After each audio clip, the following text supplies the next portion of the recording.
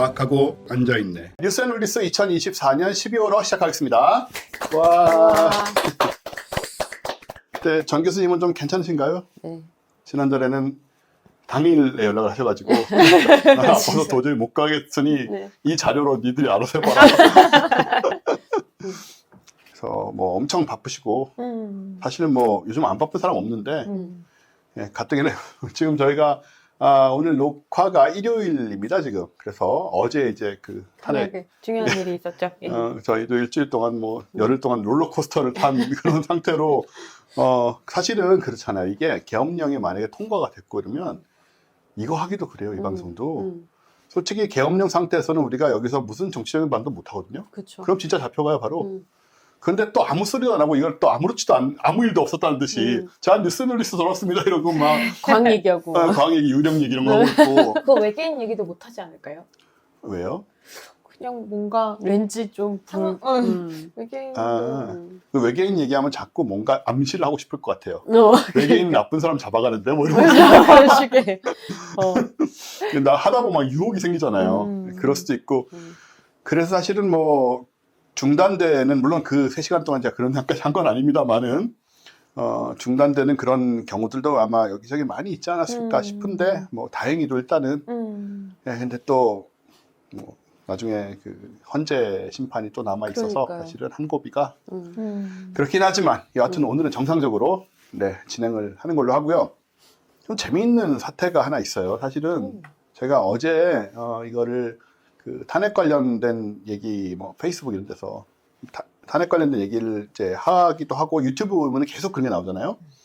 근데 그 와중에 제가 이제 보게 된 거였어요. 뭐냐면은 지금 미국 동부 뉴저지 쪽에 드론이 정체불명의 드론이 드론을 봤다라는 보고가 5,000건.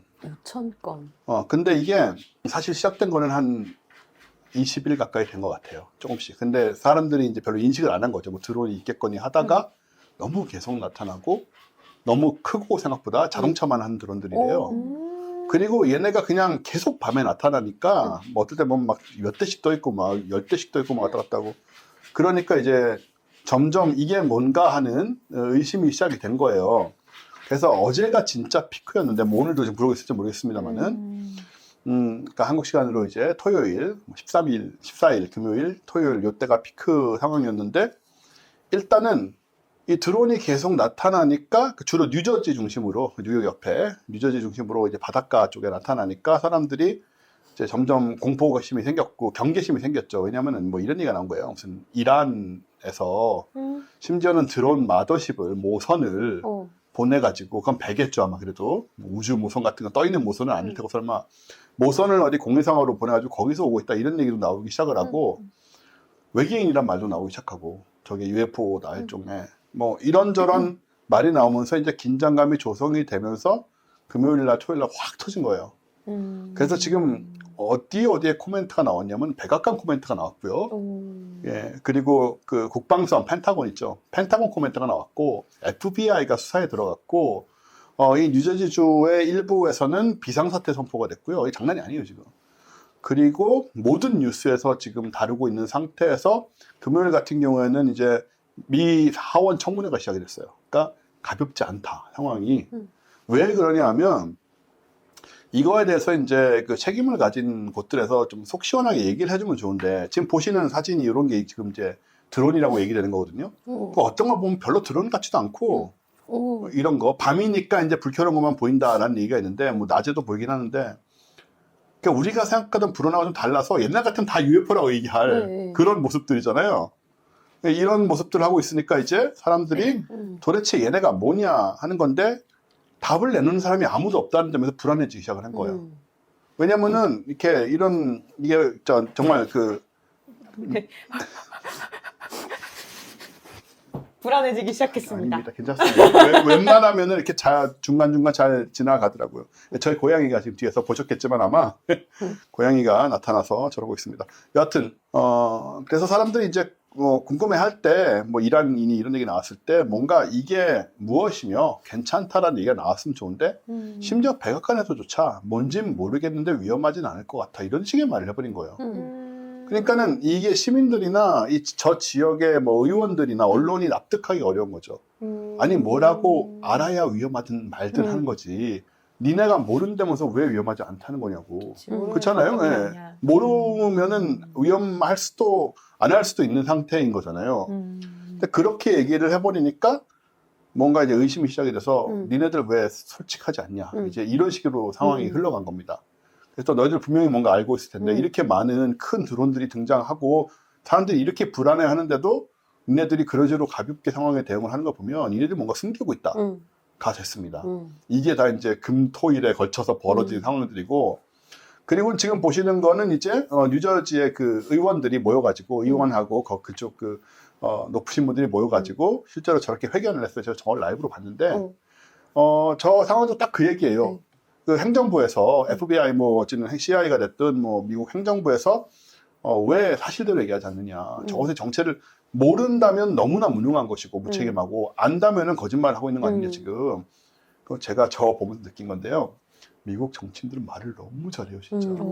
발음도 너무 정확하고 저걸 자막이 하나도 필요 없을 정도로, 물론 제가 영어를 좀 하긴 하지만 영어를 아예 못하는 사람이 뭐 자막이 없다고 들리진 않겠죠. 근데 자막이 필요 없을 정도로 정말 또박또박하게 아무것도 안 보면서 말을 하는데 한 번도 말이 틀리는 적이 없고 씹히는 적도 없고, 돌아가면서 저 아저씨 아줌마들이 다 이제 하고 있는데 그 보면서 그냥, 게다가 이제 그 탄핵 상황 뭐 이러다 보니까 야 정말 좀 수준 차이가 나는 거 아닌가 이런 생각이 들 정도로 참 똑똑하다. 똑똑하게 정리해서 정말 말을 잘한다는 생각이 들 정도로, 이제 그거는 이제 물론 사이드에서 온 느낌입니다만은 여러분 오프닝이 시작된 겁니다 지금. 잡담하고 있는 게 아니고 이게 진짜 오프닝입니다 지금. 그래서 저분들이 나와서 이제 하나같이 성토를 한 거죠. 사실대로 얘기해라. 아니면은 모르면 모른다고. 근데 왜 괜찮다고 얘기를 하는 거냐. 뭐 그런 걸 굉장히 지적을 많이 하셨고, 다들 이제 좀 격양된 상태예요, 지금. 그리고 이제 이분은 뭐냐면, 뉴저지에 오렌지, 뭔가 하는 곳에 저 셰리프예요. 보안관이죠. 미국에 보안관 제도가 있으니까. 저 보안관이 나오셔가지고, 바다에서 드론 50개가 올라오는 걸 봤다. 본인이. 그러니까 본인이 직접 봤다고 지금 인터뷰하고 있는 거거든요. 그럼 50개 세보셨나 이렇게? 하나, 그러니까 둘, 뭐 셋, 정확하진 50개 않겠지만 죄송합니다. 대략 크기라고 많다라는 동체 얘기였죠. 시력. 저도 그 의심했는데. 예. 근데 이게 중요한 거는 바다에서 만약에 저분이 본 게 사실이 진짜라면 우리가 알고 있는 드론은 아닌 거죠. 우리가 알고 있는 드론 중에 수륙 양용은 없단 말이에요. 물에서 이렇게 튀어나와서 동작할 수 있는 드론은 적어도 우리가 아는 상용 드론이나 레크레이셔널한 드론 중에는 없어요. 그러니까 군사용이든가 아니면 정말 totally something else인 거죠. 그러니까 진짜 뭐 외계인이든가 뭐 그런 저게 사실이라면. 근데 저분은 거짓말을 할 사람은 아니고 자기 직위가 있고 그러니까 뭐 잘못 봤을 수도 있죠 뭔가를. 그럼에도 불구하고 이제 본인이 봤다라고 주장을 하는 걸 제가 또 봤고 저렇게. 이게 강원도였으면 저거는 오징어잡이 불이다라고. 한국 같으면 오징어잡이 배 지나가는 건데. 근데 저 뉴저지 쪽에는 오징어잡이 배는 없는 걸로. 아니면 아래쪽에서는 그냥 깜깜하게 무서움으로 이렇게 하다가 위쪽에 올라왔을 때 이제 불도 켜고 뭔가 이제 존재감을 드러내고. 그랬을 수도 있어요. 불은 끄고 킬 수 있는 거니까 뭐 물에서 나온 게 아니더라도. 네. 근데 그렇게 멀리서 보면 그렇게 보일 수도 있죠. 여하튼 저런 상황이 지금 진행되고 있는 중입니다. 지금 일요일 현재 심상치는 않네 확실히. 예, 오늘이 지금 15일인데 일요일 현재 진행이 되고 있고, 그래서 뉴스 지금 유튜브 보시면은 뭐 드론으로 검색해 보시면 어마어마하게, 지금은 어떨지 모르겠어요. 여러분 보시는 금요일이니까, 금요일 이후니까. 여하튼 이 벌어지는 상황이 뭐랄까, 제가 지금까지 겪어온 그 모든 UFO 기타 등등이 관련 상황 중에 가장 에일리언 인베이전에 가까운 느낌이다. 외계인이 쳐들어온 느낌 있잖아요. 좀. 네네네. 그러니까 쟤네들이 와서, 조그만 애들이 와서 털을 닦고 있는 거죠 지금. 상황을 조성을 하다가 갑자기 이제 그 인디펜던스 데이 등장했던 그 거대한 모선이 나온다거나 상상을 이제 하게 되면 무섭다. 네, 혹은 이제 인베이전이 아니고 얘네들이 와서 좀 우리한테 약간 면역을 주고 우리가 올 거니까 이제 좀 준비하고 있어라. 네. 작은 애들이 와서 척후병 혹은 뭐 이렇게 와서 물러거라 하는 사람도 있잖아요. 뭐 양반 어른 오시면 이제 앞에 다 길 터는 그런 사람들처럼 하고, 좀 있다가 또 모선이 짱 하고 나타나면 정말 좋겠지만 뭐 아마 그렇게는 아니겠죠. 그렇게는 아니겠지만 중요한 건 이제 얘네들이 무엇이며, 그리고 이렇게 욕을 먹고 지금 난리가 나고 뭐 저기 트럼프가 트윗을 했어요. 저거 다 좀 쏴서 떨어뜨리라고. 트럼프는 그런 사람이잖아요. 네. 뭔지 알아 확실하게 얘기하던가 아니면 쏴서 떨어뜨려라. 진짜 그렇게 얘기할 수 있는데 쏴서 떨어뜨리는 건 진짜 위험해요. 어디로 떨어질지 모르기 때문에. 근데 정말 트럼프스럽다. 트럼프는 트럼프죠. 근데 모선 나타나면 트럼프가 개엄명할 것 같은데. 모선 나타나면 트럼프가 맨 먼저 잡혀가겠죠. 계엄령 따위로 그 모선이 뭐 미국의 그 무기 따위에 뭐 위험을 느낄 것 같진 않은데 어쨌든 간에 이게 지금 떨어뜨리라는 얘기를 많이 나오고 있는데 정말 가루로 만들지 않는 우주에서. 근데 그런 무기는 쉽지 않잖아요. 조금이라도 잔해가 떨어지면 남의 집 앞에 떨어지고 머리 위에 떨어지고 그러는 거라 너무 위험하기 때문에 그건 안 되는 얘기예요, 사실은. 그리고 사실은 아주 냉정하게 상황을 보면 이제 법망의 중간에 있어요, 이게. 그러니까 기본적으로 드론을 띄운다는 것은 어떤 특정한 규칙만 지키면 띄울 수 있는 거거든요. 우리나라보다 훨씬 자유로워요. 우리는 뭐 서울 같은 경우에 여러 가지 제약이 있거든요, 실제로. 드론이 못 뜨게 돼 있어요. 청와대 있고 뭐 용산 있고 이러니까 지금 같으면. 근데 얘네는 그런 게 이제 훨씬 자유로우니까 사실은 높이가 어느 정도 이상 올라가지 않고 뭐 그리고 뭐 그런 아주 몇 가지 규칙만 지키면 이게 자유라서 사실은 이렇게 날아다니는 게 특별히 불법은 아니다라는 상황이 되는 거예요. 그러니까는 떨어뜨릴 권리도 없고 사실은 뭐 위험한 일을 하지 않는 한.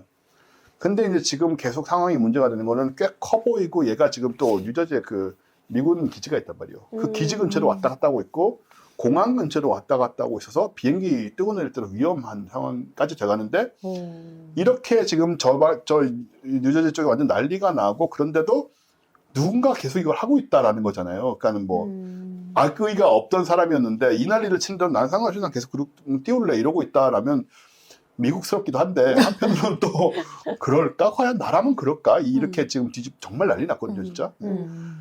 나라면 이 와중에 굳이 띄울까? 내 드론을? 이런 생각도 들기도 하고 그래서 오락가락합니다, 저도. 마블의 신작 아닐까요? 뭐예요? 마블 영화 신작 준비 중인 막 이런 거.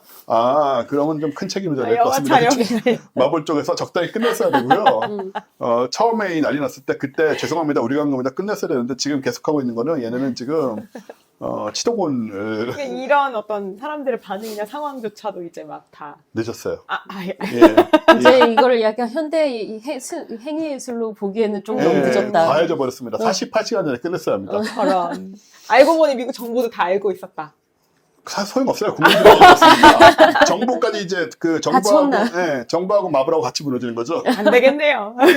이거는 지금 만약에 어떤 한 집단이 뭐 어떤 행동으로 한 거라면 지금 큰 문제가 되고요. 이게 다만 개별적인 사람들이 나랑 자기 뭐 어떤 이런 상황이 벌어질 거라는 생각이 전혀 없이 그냥 드론을 날린 건데 어쩌다 보니 드론이 많아지다 보니 뭐 이렇게 되었고 사람들이 예민해지다 보니 더 이제 평소에 신경도 안 쓰던 걸 점점 더 보게 되었고 더 신고를 하게 되었다. 이렇게 흘러가면 뭐 큰 책임을 질 사람은 아무도 없어지는 건데 여하튼 간에 지금은 상당히 히스테릭한 상태가 돼 있고요.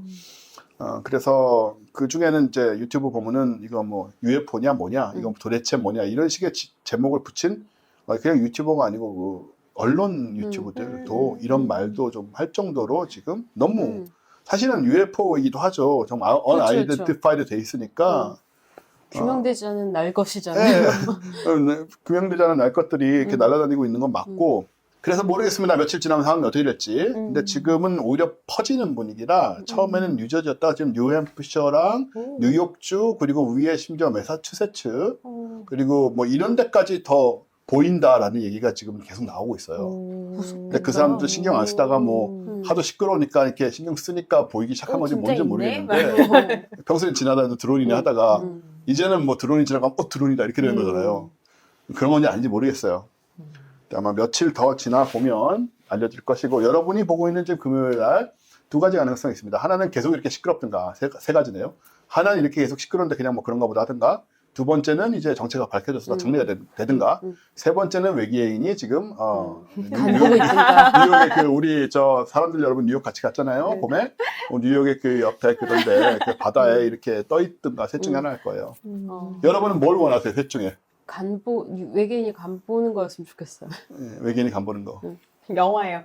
그건 안 돼요. 이제 넘어갔어 그 상황은. 마블 신작이요. 살아나라. 저는 당연히 외계인이 온 거를 아니, 근데 요즘 세상에, 음. 아니, 뭐, 제가 이 분야를 잘 모르긴 하지만, 우주에 나가서 그렇게 선명한 사진을 얻어내는 이 와중에 화질이 일단 너무 구리고요. 그리고 외계인들도 결국 빛의 색깔이 너무 우리나라 뭐, 거기 뭐야, LED 전구 색깔, 빨강, 핑크, 하늘색, 막 이런 색깔인 게 전 좀 마음에 걸립니다. 이 영상은 다 진짜예요, 사진은. 이건 조작은 아닙니다. 네, 조작은 아니고, 밤에 근데 여러분 별 찍어보시고 하시면은, 네, 진짜 안 나오긴 하거든요. 여하튼 그래서 제가 페이스북으로 한 이틀 중계를 했어요. 그 와중에, 탄핵 와중에 또, 탄핵은 탄핵이지만 여러분 이것도 좀 보세요, 막 이러면서. 이제 지구의 위기일 수도 있으니까. 네, 외계인이 침공해 오는 거는 더, 이제 우리 모두가 또 합쳐서 싸워야 되는 상황이기도 하고, 네. 고 노회찬 의원님이 말씀하셨듯이 외계인이 침공하면 다 진보고 보수고 다 힘을 모아서 싸워야 되는. 근데 요즘 좀 그런 생각 들어요. 외계인이 침공해도 인류는 단합하지 않을 것 같다. 안 할 것 네, 같습니다. 안 할 것 같습니다. 옛날엔 그런 생각했는데. 네, 계엄령 때 이 꼴을 보니까 안 할 것 같습니다. 그러니까요. 안 할 것 같아요.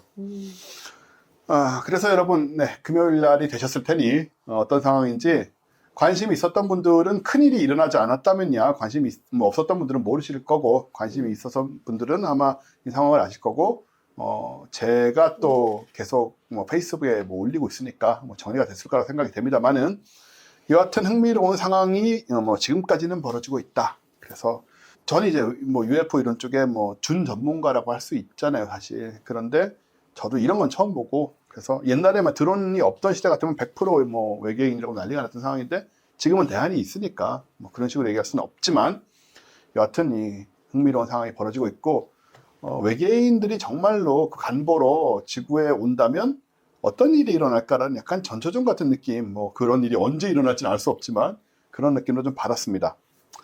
그래서 한번 보시자고요. 그런 다음에 제가 하나 더 준비했습니다. 뭐냐?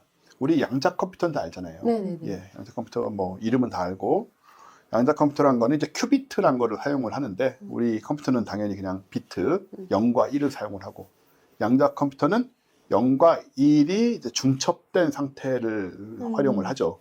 그래서 훨씬 더 많은 계산을, 그러니까 병렬 계산을 훨씬 더 많이 할 수 있고, 여러 가지 원리는 너무 복잡해서 저도 잘 모르고 이렇게 말은 하지만 다 주워 들은 얘기고 진짜로 이해하는 것은 아닙니다, 당연히. AI 같다. 자기가 무슨 말 하는지 모른 채로 말하는 거. 여기서 입력하시는 분들이 딴 얘기하면 또 금방 사고하고요. 맞습니다. 제가 틀렸습니다. 그러고는 거기 따라가요 또. 줏대 없고. 줏대 없어요. 그거 정말 맞아? 라고 물어보면 이제. 맞아요. 움찔하는 거예요.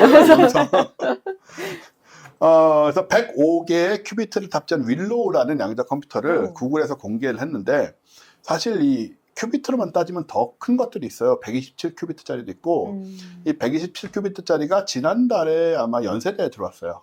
근데 이건 물론 연구용이죠. 지금 이걸 상업용으로 쓰고 상용으로 쓰는 건 아니고 연구용으로 쓰는 거지만, 어쨌든 그래서 127개의 큐비트도 있으니 이게 큐비트 자체는 많은 게 아닌데, 어쨌든 새로운 칩을 또 활용을 해서 또 새로운 알고리즘을 사용을 하나 봐요. 근데 이게 네이처에 지금 논문을 실었습니다. 9일날. 구글은 이걸 논문으로 발표하더라고요. 근데 이 윌로우란 양자 컴퓨터 칩이 어느 정도의 성능을 발휘를 했느냐. 자, 이제 말씀을 드려볼게요. 이 칩을 장착한 양자 컴퓨터가 현존하는 가장 빠른 슈퍼컴퓨터가 10세틸리언 년 걸려야 풀 수 있는 수학적 계산을 5분 내에 했다. 10세틸리언 년은요, 우리 한국 동양식으로 따지면은 10자년에 해당되는데, 자년은 뭐냐면 경 다음에 해 다음에 자입니다. 조경해자. 10의 24제곱 년 동안 할 계산을 5분 동안에 해냈다. 그걸로 AI 돌려보고 싶다. 그런 얘기 나오는 거죠, 당연히. 근데 너무 무서워, 이거는. 이렇게까지 돼버리면, 왜냐하면 얼마 전까지도 2019년에 구글이 또 양자 컴퓨터 논문을 발표한 적이 있거든요. 그때는 당시 똑같은 개념이죠. 당시에 가장 빠른 재래식 슈퍼컴퓨터가 1만 년간 할 거를 3분 동안 했다고 그랬거든요. 근데 이거는 1자년간 할 거를 5분만 했다니까 얼마나 빨라진 거예요, 도대체. 계산도 안 되더라고요, 잘. 10의 24승년 동안, 그러니까 우리가 하는 게 아니고 세계에서 가장 빠른 슈퍼컴퓨터가 10의 24승년간 할 거를 5분 동안에 풀었다는 거예요. 야, 이게 정말 상상도 안 된다. 네, 이 숫자가 너무 엄청나가지고 보면서 이게 지금 어떻게 1조 곱하기 1조가 1자니까 거기에 10을 또 곱하면 10자가 됩니다. 이게 진짜 칸트가 말한 숭고는 여기군요. 그러니까 뭐 이렇게까지 되면, 그리고 이 정도 되면은 우주의 나이는 138억 년밖에 안 되니까 우주에 지금까지 살아온 나이는 물론이고 이론적으로 우주가 존재할 모든 나이를 다 합친 기간 동안 우리의 슈퍼컴퓨터가 풀어야 할 계산을 얘는 5분 만에 해냈다라는 얘기가 되더라고요.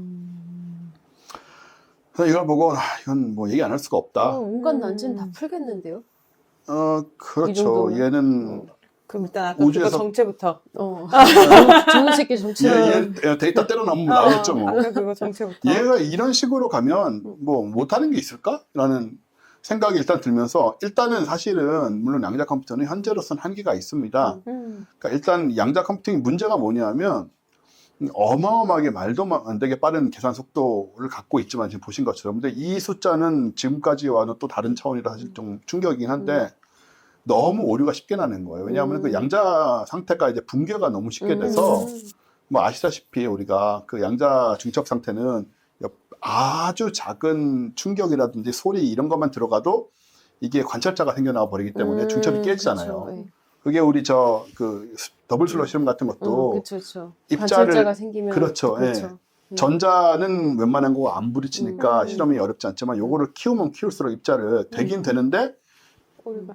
주변 바깥하고 약간만 정보 교환만 돼도 관찰자가 돼버리니까 중첩이 붕괴된단 말이죠. 그 문제가 있어서 사실 지금 이 양자 컴퓨터도 다 영하 269도에 액체 헬륨 옆에서 하고 막 이런 식인데, 그래서 얘는 그 컴퓨터 자체보다도 그 옆에 인프라가 엄청 들고 냉각 장치 뭐 이런 데 전기 엄청나게 들고 이런 게 있는데, 그런 문제들로 인해서 이제 이게 이 걸림돌이다라는 것이고, 그리고 여러 가지 특성상 좀 우리가 범용으로 막 쓰는 컴퓨터 같이 막 이것저것 막 쉽게 계산하는 건 또 아니고 그런 얘기를 하고 있습니다만은, 이번에는 이제 큐비트 수가 충분히 늘어져서 105라고 하니까 늘어나서 오류를 낮추는 방법도 썼고, 또 그 알고리즘도 오류를 실시간으로 수정하는 알고리즘도 만들었대요. 그런 식으로 해서 그런 한계를 이제 극복해가는 상황에 있는 겁니다. 생명체 같군요. 그러게요. 그리고 구글은 또 무슨 얘기를 하고 있냐면은 기존 컴퓨터가 아예 풀 수 없는 문제를 양자 컴퓨터가 내년에, 그러니까 푸는 사례를 내년에 발표하겠다. 그러니까 이거는 시간의 문제가 아니고 기존 컴퓨터는 아예 불가능한 어떤 영역에 도전한 것을 내년에 발표하겠다고 또 얘기를 했어요. 그래서 이런 부분들에 대해서 이제 뉴욕 타임스에서는 양자 컴퓨팅 기술이 이런 식으로 가다 보면 결국은 상용화 될 것이다 라는 얘기를 하고 있고, 아마 수십 년이 더 걸릴 수도 있을지 모르지만 수십 년이 생각보다 우리 나이 들면서 느끼는 건 그렇게 긴 시간이 아니잖아요. 생각보다. 그죠? 수십 년이 더 걸려도 결국에는 양자 컴퓨터가 일상에 영향을 미칠 것이다. 그러니까는 일반적으로 우리가 쓰는 영역으로 들어오기 시작하면, 이제 지금은 무슨 뭐 그 복잡한 뭐 그 소수 계산 뭐 이런 것들만 하고 있는데, 이제 나중에는 진짜 이런 식으로 우리 노트북 쓰듯이 뭐 쓰거나 아니면 우리가 실제로 이제 사는 곳에 바로 적용되는 계산들을 이제 하게 되거나, 그러면 이제 이런 힘을 그때가 되면은 또 이것도 십자년도 아니지 않겠어요? 십자년 제곱을 뭐 5분 만에 푸는 그런 또 하드웨어들이 생기지 않겠냐고요. 마음이 답답한 일이 생기면 이제 점 보러 가는 게 아니라 양자 그러니까. 컴퓨터님께 물어보면 답을 구하러 되겠다. 가는 거군요. 아니, 그리고 이제 그러게. 이런 기술적 발전이 이제 함의하는 바가 진짜 많은 게, 일단 이 정도 기계가 나오기 시작하라고 뭐 30년쯤 후에는 또 뭐가 나올지 상상도 안 되는데, 그러면 인공지능에 사실 저 요즘 지금 10월 달에 왜 여기서 얘기했는지 모르겠는데, 손정희 미국의 일본의 소프트뱅크. 손정희가 소프트뱅크 손정희가 초지능이 10년 안에 온다고 그래가지고 제가 그 얘기 했었나요? 그죠? 지난번에 했었나요? 네. 예. 손정희가 10년 만에 초지능 온다고 그래서 좀 그것도 시끄러웠거든요. 왜냐하면 초지능이란 게 IQ로 계산을 하면, 사람의 IQ로 러플리 계산하면 IQ 10만 정도에 해당해요. 그러니까 우리가 범용 인공지능이라고 얘기하는 것도 사람의 10배 지능이에요, 기본적으로. IQ 1000이죠. 근데 그거보다 이제 훨씬 더, 그것에 뭐 10,000배 이상으로 보니까 그런 초지능이 10년 후에는 나올 거라고 얘기를 손정희가 하는 바람에 다들 뭐 이게 진짜 뭐 이렇게 됐거든요. 근데 걔가 IQ 10만이면 얘는 IQ 10 10세틸리언 아니겠습니까? 그러면 이런 존재가 나와서 거기에 이제 얘가 지능을 발휘하기 시작하면은 뭐 인간이 하는 생각 같은 거는 뭐 진짜 말 그대로 개미와 인간 혹은 그 이상의 박테리아와 인간 정도의 차이가 나는 게 아닌가. 그럼 인간이 이러지 않게 해줬으면 좋겠다. 얘는 그거 해낼 수 있을 것 같아요. 그러니까. 그런 문제는 얘한테 아무것도 아닐 것 같아요. 그러니까 모든 인간이 일하지 않고 사는 방법 같은 거 좀 풀어줬으면 그거에 대한 해결책을 좀 일단 빨리 말해줄 수 있겠네요. 좀 빨리 좀. 이 정도 돌아가는 능력이 거 아니야? 되면 멸종. 그 아시모프의 그 뭐죠? 그 최후의 질문이라는 그 최후의 질문이라는 단편을 계속 보다 보면은 그게 이제 시간이 지나면서 계속 컴퓨터한테 질문을 하는 거거든요.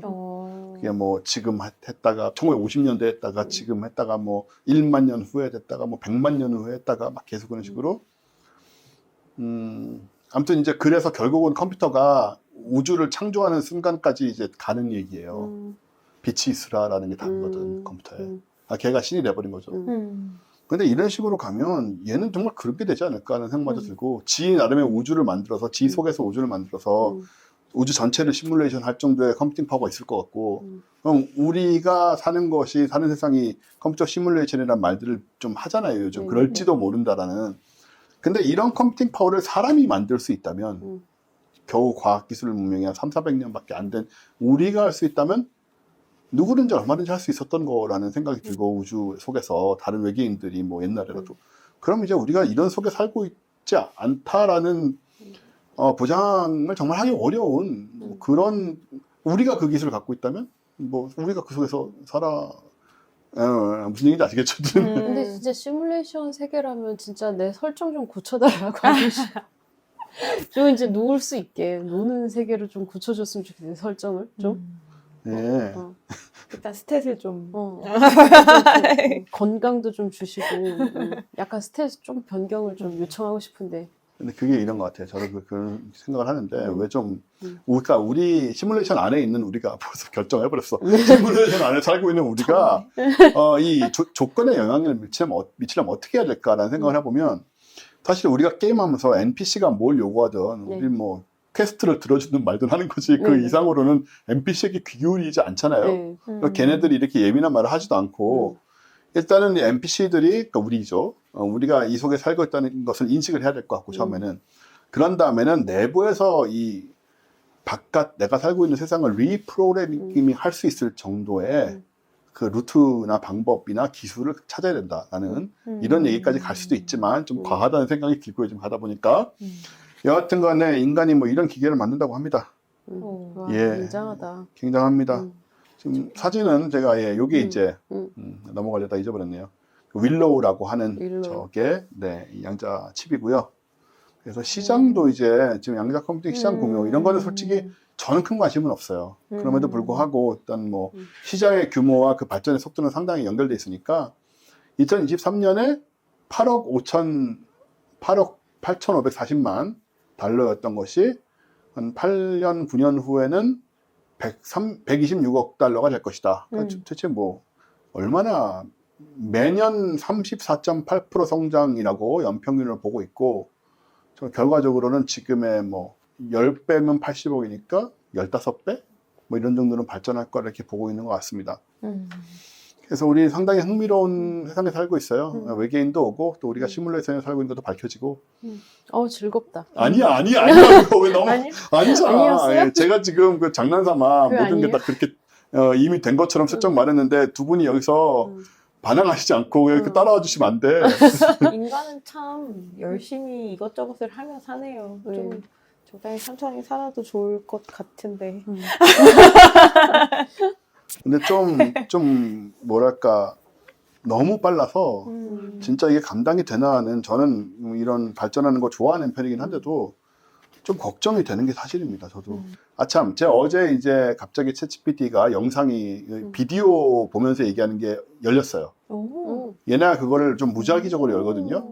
그 어드밴스드 채팅, 그 보이스 채팅은 열렸었는데 비디오는 안 뜨다가 영상이랑 비디오랑 이렇게 보면서 얘기하는 거 어제 열려가지고 이 친구랑 저랑 이제 영상 이런 거 같이 보면서 뭐 얘기하고 그랬거든요.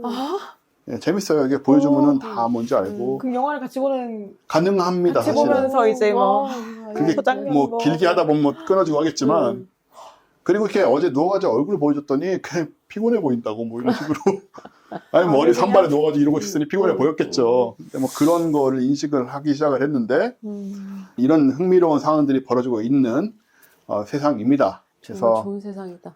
네 일단 뭐 재밌어. 지루한 것보다는 네네. 역동적으로. 아무것도 일어나지 않는 세상보다 낫습니다만은 계엄령은 그런 건 아닌 것 같고 역동적으로. 네. 그냥 두고 보시죠. 우리 좀 약간 열심히 오래 살아가지고 좀 이렇게 생겨나는 거 다 누리고 정말 외계인 내려오는 것도 보고요. 양자 컴퓨터가 일 다 안 하게 하고 뭐 세상을 낙원으로 만들든가 아니면 뭐 세상을 멸망시키든가 하는 것도 좀 딱 보고 예, 그랬으면 싶습니다. 자 오프닝은 이 정도로 하고 저희가 북 이벤트가 있습니다. 오. 거기 앞에도 놔드렸는데 책이 참 예뻐요. 네. 인간의 시대에 오신 것을 애도합니다. 아, 애도. 인류세. 방금 이제까지 한 네. 얘기랑 되게 맞닿아 있네요. 예, 우리 금방 이제 그 양자 컴퓨터 AI 시대로 넘어갈 것 같아서 뭐 우리 괜찮지 않은가라는 생각이 하지만 더 늦기 전에 시작하는 위기의 지구를 위한 인류세 수업. 예, 인류세 얘기는 뭐 여기저기 많이 하고 있는데 당연히 또 우리 이정모 관장님도 많이 하고 계시고 근데 이 책에 되게 흥미로운 점이 하나 있다면 이 박정재 교수님 서울대학교 지리학과 교수님이 쓰신 건데 이분의 이력이에요. 이분은 지리학과 교수세요. 원래는 네. 지리학을 전공을 이제 학부에서 하셨는데 그 다음에 미국 가셔가지고 생물 지리학이란 분야가 있더라고요. 네. 그러니까 이게 문과 이거가 뒤섞인 것 같은 상황인데 생물 지리학에 고기후학, 고생물학 이런 공부를 하셨어요. 생태요. 와. 네, 이런 것과 본인이 원래 공부한 지리학에 섞여가지고 생물학과 지리학을 동시에 연결시켜서 이제 공부하시는 분입니다. 그리고 또 인류세 같은 계통도 우리가 평소에 얘기하던 얘기 뭐 진화적인 관점에서 얘기를 많이 해왔고 또 그 진화적인 관점에서 이제 멸종이랑 연결지어서 많이 얘기해왔는데 이 교수님은 인문학이나 사회학적 관점에서 또 접근을 하는 그런 좀 독특한 관점을 가지신 분이고 그래서 이런 이력 때문에 우리가 지금까지 보던 인류세 책과는 좀 다르다라는 얘기를 드리고 싶고 책도 조그만 게 이쁜 게 뭐 보기도 좋아요 되게. 네. 그래서 한번 여러분 관심 가져주시고 내용은 이제 인류세의 유래, 기후위기, 생물종 다양성 문제와 극복 방안까지 다 핵심적인 내용을 다 다루고 있고 책을 드리는 거죠 이제. 이 책은. 이벤트. 네, 이벤트입니다. 이벤트면 좀 더 활기차게 했어도 되는 것 같은데요. 그러게요. 아, 그런가요? 이렇게 다시 침울하게. 다시. 책을 드립니다 여러분. 와. 무료 책. 와. 내용은 좀 전에 제가 좀 힘없이 다 얘기 드렸으니까 우리는 스스로 파괴한 지구와 화해할 수 있을까? 이런 얘기예요. 네. 인류세를 건너는 당신을 위한 최고의 지구 생존법. 와. 어떻게 드리느냐? 저희 회원들이 사람들 여러분께 네. 총 10분에게 책을 와. 드리고요. 항상 저희는 같은 방식으로 합니다.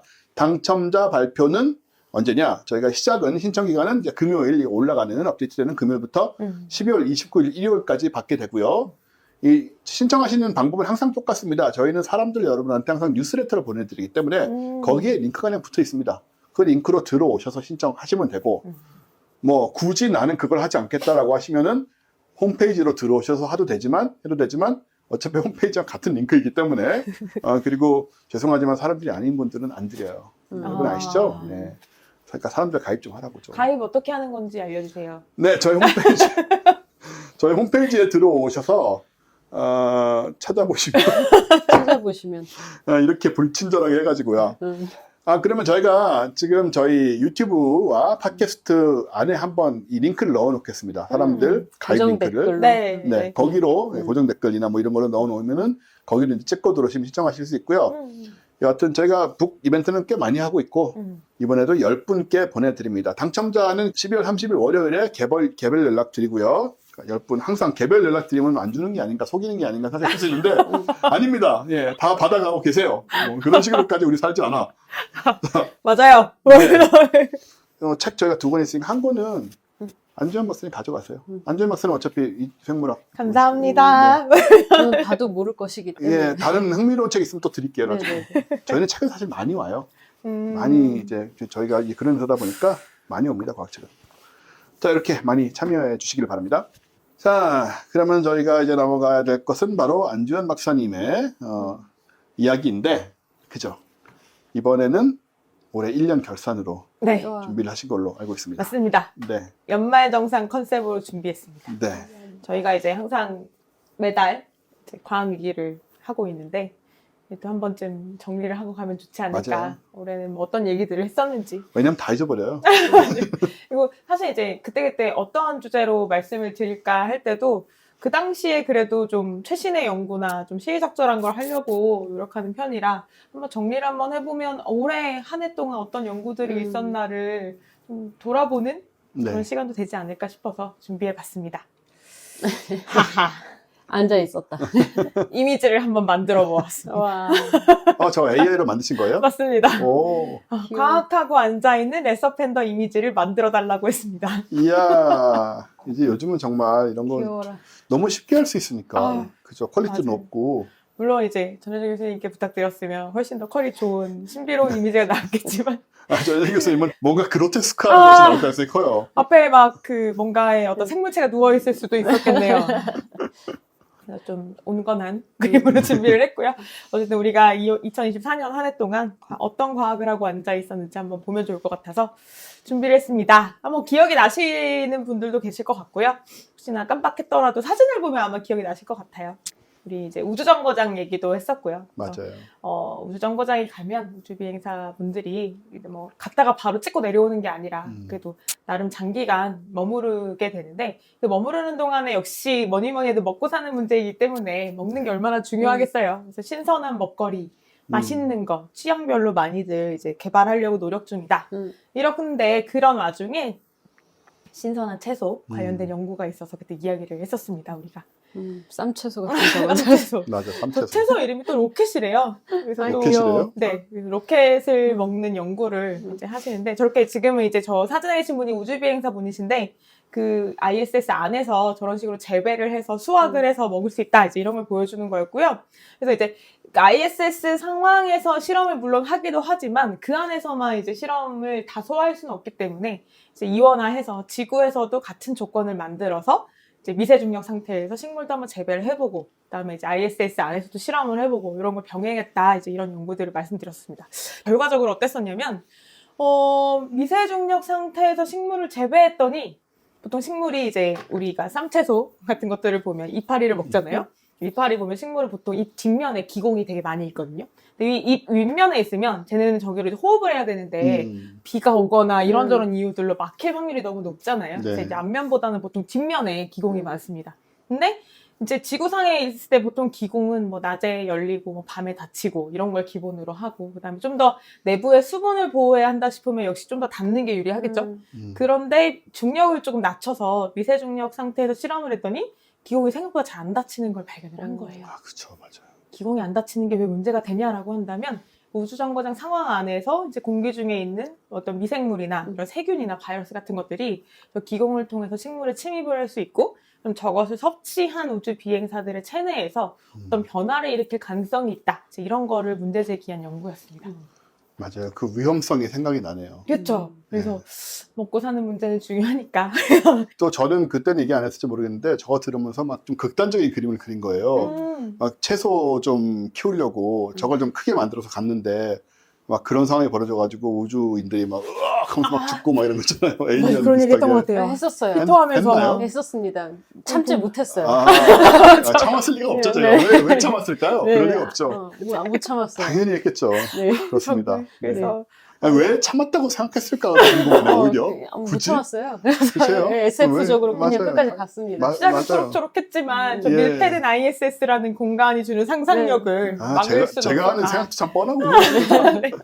그래서 뭐 이제 식물로도 한번 연구를 해보고 ISS 공간별로 실제로 그렇게 미생물들이 살고 있는지도 궁금하니까 네. 채취를 해서 분석을 맞죠, 해봤더니 맞죠. 네네. 실제로 정말 다양한 뭐 박테리아와 곰팡이들이 살고 있더라. 그러니까 주의해야겠다. 맞습니다. 이런 연구였습니다. 첫 번째. 우리가 이제 우주로 시작을 네. 했었고요. 기억나시죠? 맞아. 가방. 저 그냥 메뚜기 고생하는 얘기였잖아요. 네. 엄청 귀여웠어. 두 번째로 소개해드렸던 연구도 이제 우주 관련된 연구라고 할 수 있을 텐데 어쨌든 중력이 계속 변화하는 상황에서 생체에 어떤 영향을 미치는가 사실 그게 궁금한 거잖아요. 네. 궁극적으로는 인체에 어떤 영향을 미치느냐가 궁금한 거 아니냐라고 하실 수도 있는데 물론 이제 인체에 미치는 영향 궁금하죠. 우리가 우주에 나가서 뭐 테라포밍을 할 수도 있고 나가서 살아야 될 수도 있다고 하는데 근데 이제 꼭 그거 차원뿐만 아니라 어쨌든 우리가 덜렁 이제 우주에 간다고 해도 우리만 가서 살 수 있는 것도 아니고 네. 다양한 생명체 내에서 어떤 일이 일어나는지를 한번 테스트해보는 실험들이었습니다. 그 중에서도 이제 메뚜기 이야기를 했었죠. 그래서 배낭을 맨 메뚜기 실험이었습니다. 그래서 이제 아까는 상추는 미세 중력 하에서 실험을 했다면 이건 일부러 그렇죠. 초과된 과중력 상태를 만들어서 이제 메뚜기의 몸에 어떤 신체적인 변형이 일어나는 걸 본 연구였죠. 그래서 이제 왼쪽 위에는 저 빙글빙글 돌아가는 장치를 만들고 저걸 이제 뭐 무려 이제 1G부터 해서 10G까지 점점 변화시키면서 메뚜기를 좀 괴롭게 했던 연구였습니다. 그래서 뭐 결과는 아마 이제 기억나실 것 같은데 뭐 그냥 지금 생각해도 좋을 리가 없었죠. 그래서 이제 어느 정도까지 5G 뭐 3G까지는 1G에서 3G까지는 크게 영향은 없긴 했는데 5G부터는 수명도 줄어들고 그다음에 차질량도 점점 줄어들기 시작했다. 그러다가 이제 과도하게 한 8G까지 가면 수명도 급격하게 줄어들고 그다음에 몸도 성치 않았다. 이런 연구 결과가 있었고요. 그다음에 이제 체 내에서 일어나는 변화도 궁금하니까 좀 해부학적인 어떤 변화도 보고 싶어 했는데 결과적으로 봤을 때 이제 다리 메뚜기는 이제 좀 뒷다리가 좀 근육이 발달해 있고 그다음에 외골격이 단단한 걸로 유명한데 네. 저런 과중력 상태에 계속 노출이 되다 보니까 그 외골격을 이루는 그 키틴질 이라고 하죠. 그 성분이 너무 얇게 형성이 되어 있는 걸 확인을 했다. 그러니까 몸이 이제 바스라지겠죠. 네. 버티지 못하고 그래서 이런 결과를 얻었습니다.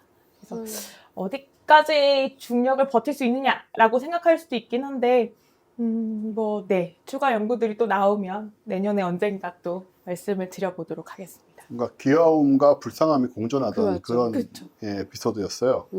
배낭은 참 귀여운데요. 그러니까. 저희 왜 옛날 만화 같은 거 보면 애니 같은 거 보면 저런 거 이제 약간 보찜이잖아요. 보찜. 가방보다도 보찜. 개나리 이렇게 보찜. 뒤로 이렇게 메고 있는 그런 느낌을 주는 연구자들이 되게 세심해서 이제 우리가 메뚜기에게 어떤 처치를 했는지를 되게 자세하게 논문에 서술을 해놨었는데 사실 저 배낭을 그냥 매게 하면 물론 이제 이탈이 될 수도 있거니와 메뚜기에게 좀 본인이 의도치 않은 손상을 줄 수도 있잖아요. 괴롭게 할 수도 있고 그러니까 저기에 바니쉬를 충분히 발라서 그런 걸 이제 줄여주려고 노력했다. 뭐 이런 서술도 있었던 게 기억이 납니다. 가여워. 고마워 메뚜기. 그랬습니다. 세 번째는 푸바오가 누구냐라는 거였던 것 같은데 어떻게 맞죠. 찾으실 수 있겠나요? 이제 다시 봐도 모르겠다. 푸바오는 독특한 이제 특징이 하나 있는데 그때도 말씀드렸지만 판다가 이제 관상이랑 다르다. 네, 이제 판다의 관상이라 함은 무엇으로 판단할 수 있느냐라고 한다면 이제 귀의 형태, 그다음에 양쪽 귀가 어느쯤에 부착되어 있는지, 그리고 이제 눈 부분이 까만색이잖아요. 까만색의 어떤 크기나 형태, 뭐 너비도 다 다르다고 합니다. 당연한 얘기겠지만요. 그 중에 푸바오가 가진 특징은 이제 귀여운데 그뿐만 아니라 그러니까 머리 위에 약간 털이 뿔처럼 솟아있는 부위가 있어가지고 아 맞다. 네, 그렇죠. 뿔털 부위가 있어서 어디 있는 지금 거야? 여기에서는 그래도 뭐. 사진이 좀 작죠? 요 녀석인데요. 요 뿔털 있죠? 아, 그 X축으로 3, Y축으로 밑에서부터 1, 2, 3, 4. 아 밑에서부터. 예, 3,4 정도 되는 3,4 위치에 네요. 푸바오가 이제 제가 너무 신경 쓰여. 가운데 있는 제. 저 누구 얇은 색소? 예. 그쵸, 좌표로 그쵸. 말씀해 주세요. 네, 네. 좌표로. 4,3. 네? 하나, 둘, 셋, 넷. 4,3. 4,3? 네요. 친구가 4,3이네요. 털이 좀 색깔이 연하죠. 네. 아, 중국에 살고 있고 나름 이름을 저번에는 알았었는데 지금 이름을 까먹었네요. 색소가 조금 옅습니다. 쟤 너무 개같이 생겼어. 스가치로의 개. 예, 가오나시요? 네, 가오나시요. 가오나시. 어. 일단 걔는 저렇게 슬림해야 되지 않아요? 이름 근데 느낌이 눈이 알잖아. 보라고 눈이 가오나시야. 하필 이게 뭐지 각도가 음. 아래쪽으로 이렇게 떨어지는 느낌이 좀 더 있네요. 그렇습니다. 그 가오나시네. 3,3에는 성격이 좀 더러 보여요. 그렇잖아요. 저 인상 쓰고 있는 거 하면. 먹는데 심취한 표정. 네. 약간 행동대장. 그러니까 그쪽에 조폭의 종사하는 사람 같이. 그쪽이야. 이 다 한 마리씩 따로 사진을 볼 때는 그냥 다 귀엽고 똑같이 생긴 것 같은데 또 이렇게 모아놓고 보니까 특징이 또 다 있긴 있네요. 푸바오가 꽤 인상이 좋고 똑똑해 보이는 편이에요. 걔 중에 그렇게 보면. 맞아요. 그죠? 잘생겼습니다. 네, 잘생겼네요. 예쁘게 생겼죠. 좀 우리 용인 뭔가 푸씨. 균형도 맞고. 주둥이도 아, 이뻐. 그러니까. 푸공주라고 하죠. 푸공주. 주둥이도 이뻐요. 잘 지내니? 날 추워지는데 건강 조심하고. 아무튼 그렇습니다. 그때 주제는 뭐였냐면 이제 판다 미스테리라고 이제 한번 붙여봤는데 저 녀석들을 보면 이제 이 인간 기준으로 보면 참 귀엽고 보호해주고 싶기는 하지만 저 친구들도 사실은 인간보다 이전에 지구상에 등장해서 지금까지 살아남은 종이란 말이죠. 그렇죠. 근데 그냥 지금 와서 봤을 때는 야생에 살기에 너무 불리해 보이는 거예요. 맞아요. 일단 식성 까다롭죠? 대나무만 먹으니까요. 그리고 생김새를 봤을 때 우리가 보통 보호색이라고 말하는 부분은 하나도 띄고 있지 않으니까 얘네가 대체 어떻게 살아남은 걸까? 그거에 관한 이제 미스테리를 풀기 위한 연구들을 소개해 드렸었습니다. 첫 번째는 시간이 가는 거였는데요. 우리가 맞아. 이제 우리는 판다의 천적은 사실 아니잖아요. 물론 이제 뭐 밀렵 이런 건 다른 얘기고 이제 우리가 야생에서 판다를 봤을 때 지금 사진이 많긴 하지만 가장 위에 왼쪽에 있는 사진들 보면 우리는 이제 저런 어떤 동물원 같은 데 있는 어떤 초록초록한 풀밭에 있는 판다를 보면 너무 눈에 잘 띄고 숲을 사이에 있어도 눈에 잘 띄는 편이죠. 근데 이제 이 친구들이 그런 동물원 환경이 아니라 야생에 살고 있다라고 했을 때도 과연 우리한테 그 정도로 눈에 잘 띌까? 사실 이렇게 생각해 보면 그거는 이제 확답을 내리기 어렵다. 그래서 이제 그런 것들을 보여주는 사진들이 이제 아래에 같이 딸려 있었습니다. 생각보다 잘 안 보인다. 그쵸. 하얀색하고 검은색이 우리한테는 되게 극명한 대비 같지만 야생의 어떤 자연물들, 특히 바위 아니면 새벽녘 아니면 햇살이 막 이렇게 강하게 내리쬐다거나 이런저런 어떤 장애 조건이 있을 때에는 생각보다 눈에 잘 안 띈다. 이게 첫 번째였고요. 두 번째는 저희 판다들을 보면 흰색과 검은색으로만 되어 있기는 하지만 몸에 이제 머리 쪽에 하얀색 큰 덩어리, 그다음에 몸통 쪽에 하얀색 큰 덩어리가 있고 중간에 검은색 덩어리가 넓은 면적으로 또 있거든요. 네네. 그렇죠. 이게 자연물 사이에 섞여 있으면 각자의 다른 걸로 보일 수가 있대요. 그러니까 얘가 온전한 한 마리의 판다로 보이는 게 아니라 그냥 하얀색 뭐가 한 마리 있고 이쪽 하얀색 뭐가 있고 이런 식으로 좀 경계가 명확하지 않게 보인다는 거죠. 근데 이게 이제 이 친구들에게 생존에 생각보다 유리했다. 이런 식의 연구가 있었습니다. 두 번째는 오른쪽에 있는 사진 세트인데 어쨌든 우리는 이제 판다의 포식자는 아니니까 그럼 판다의 포식자가 되는 주요 동물들의 시각으로 봤을 때 판다들이 그렇게 잘 보이냐? 이제 이거에 대한 부분이었죠.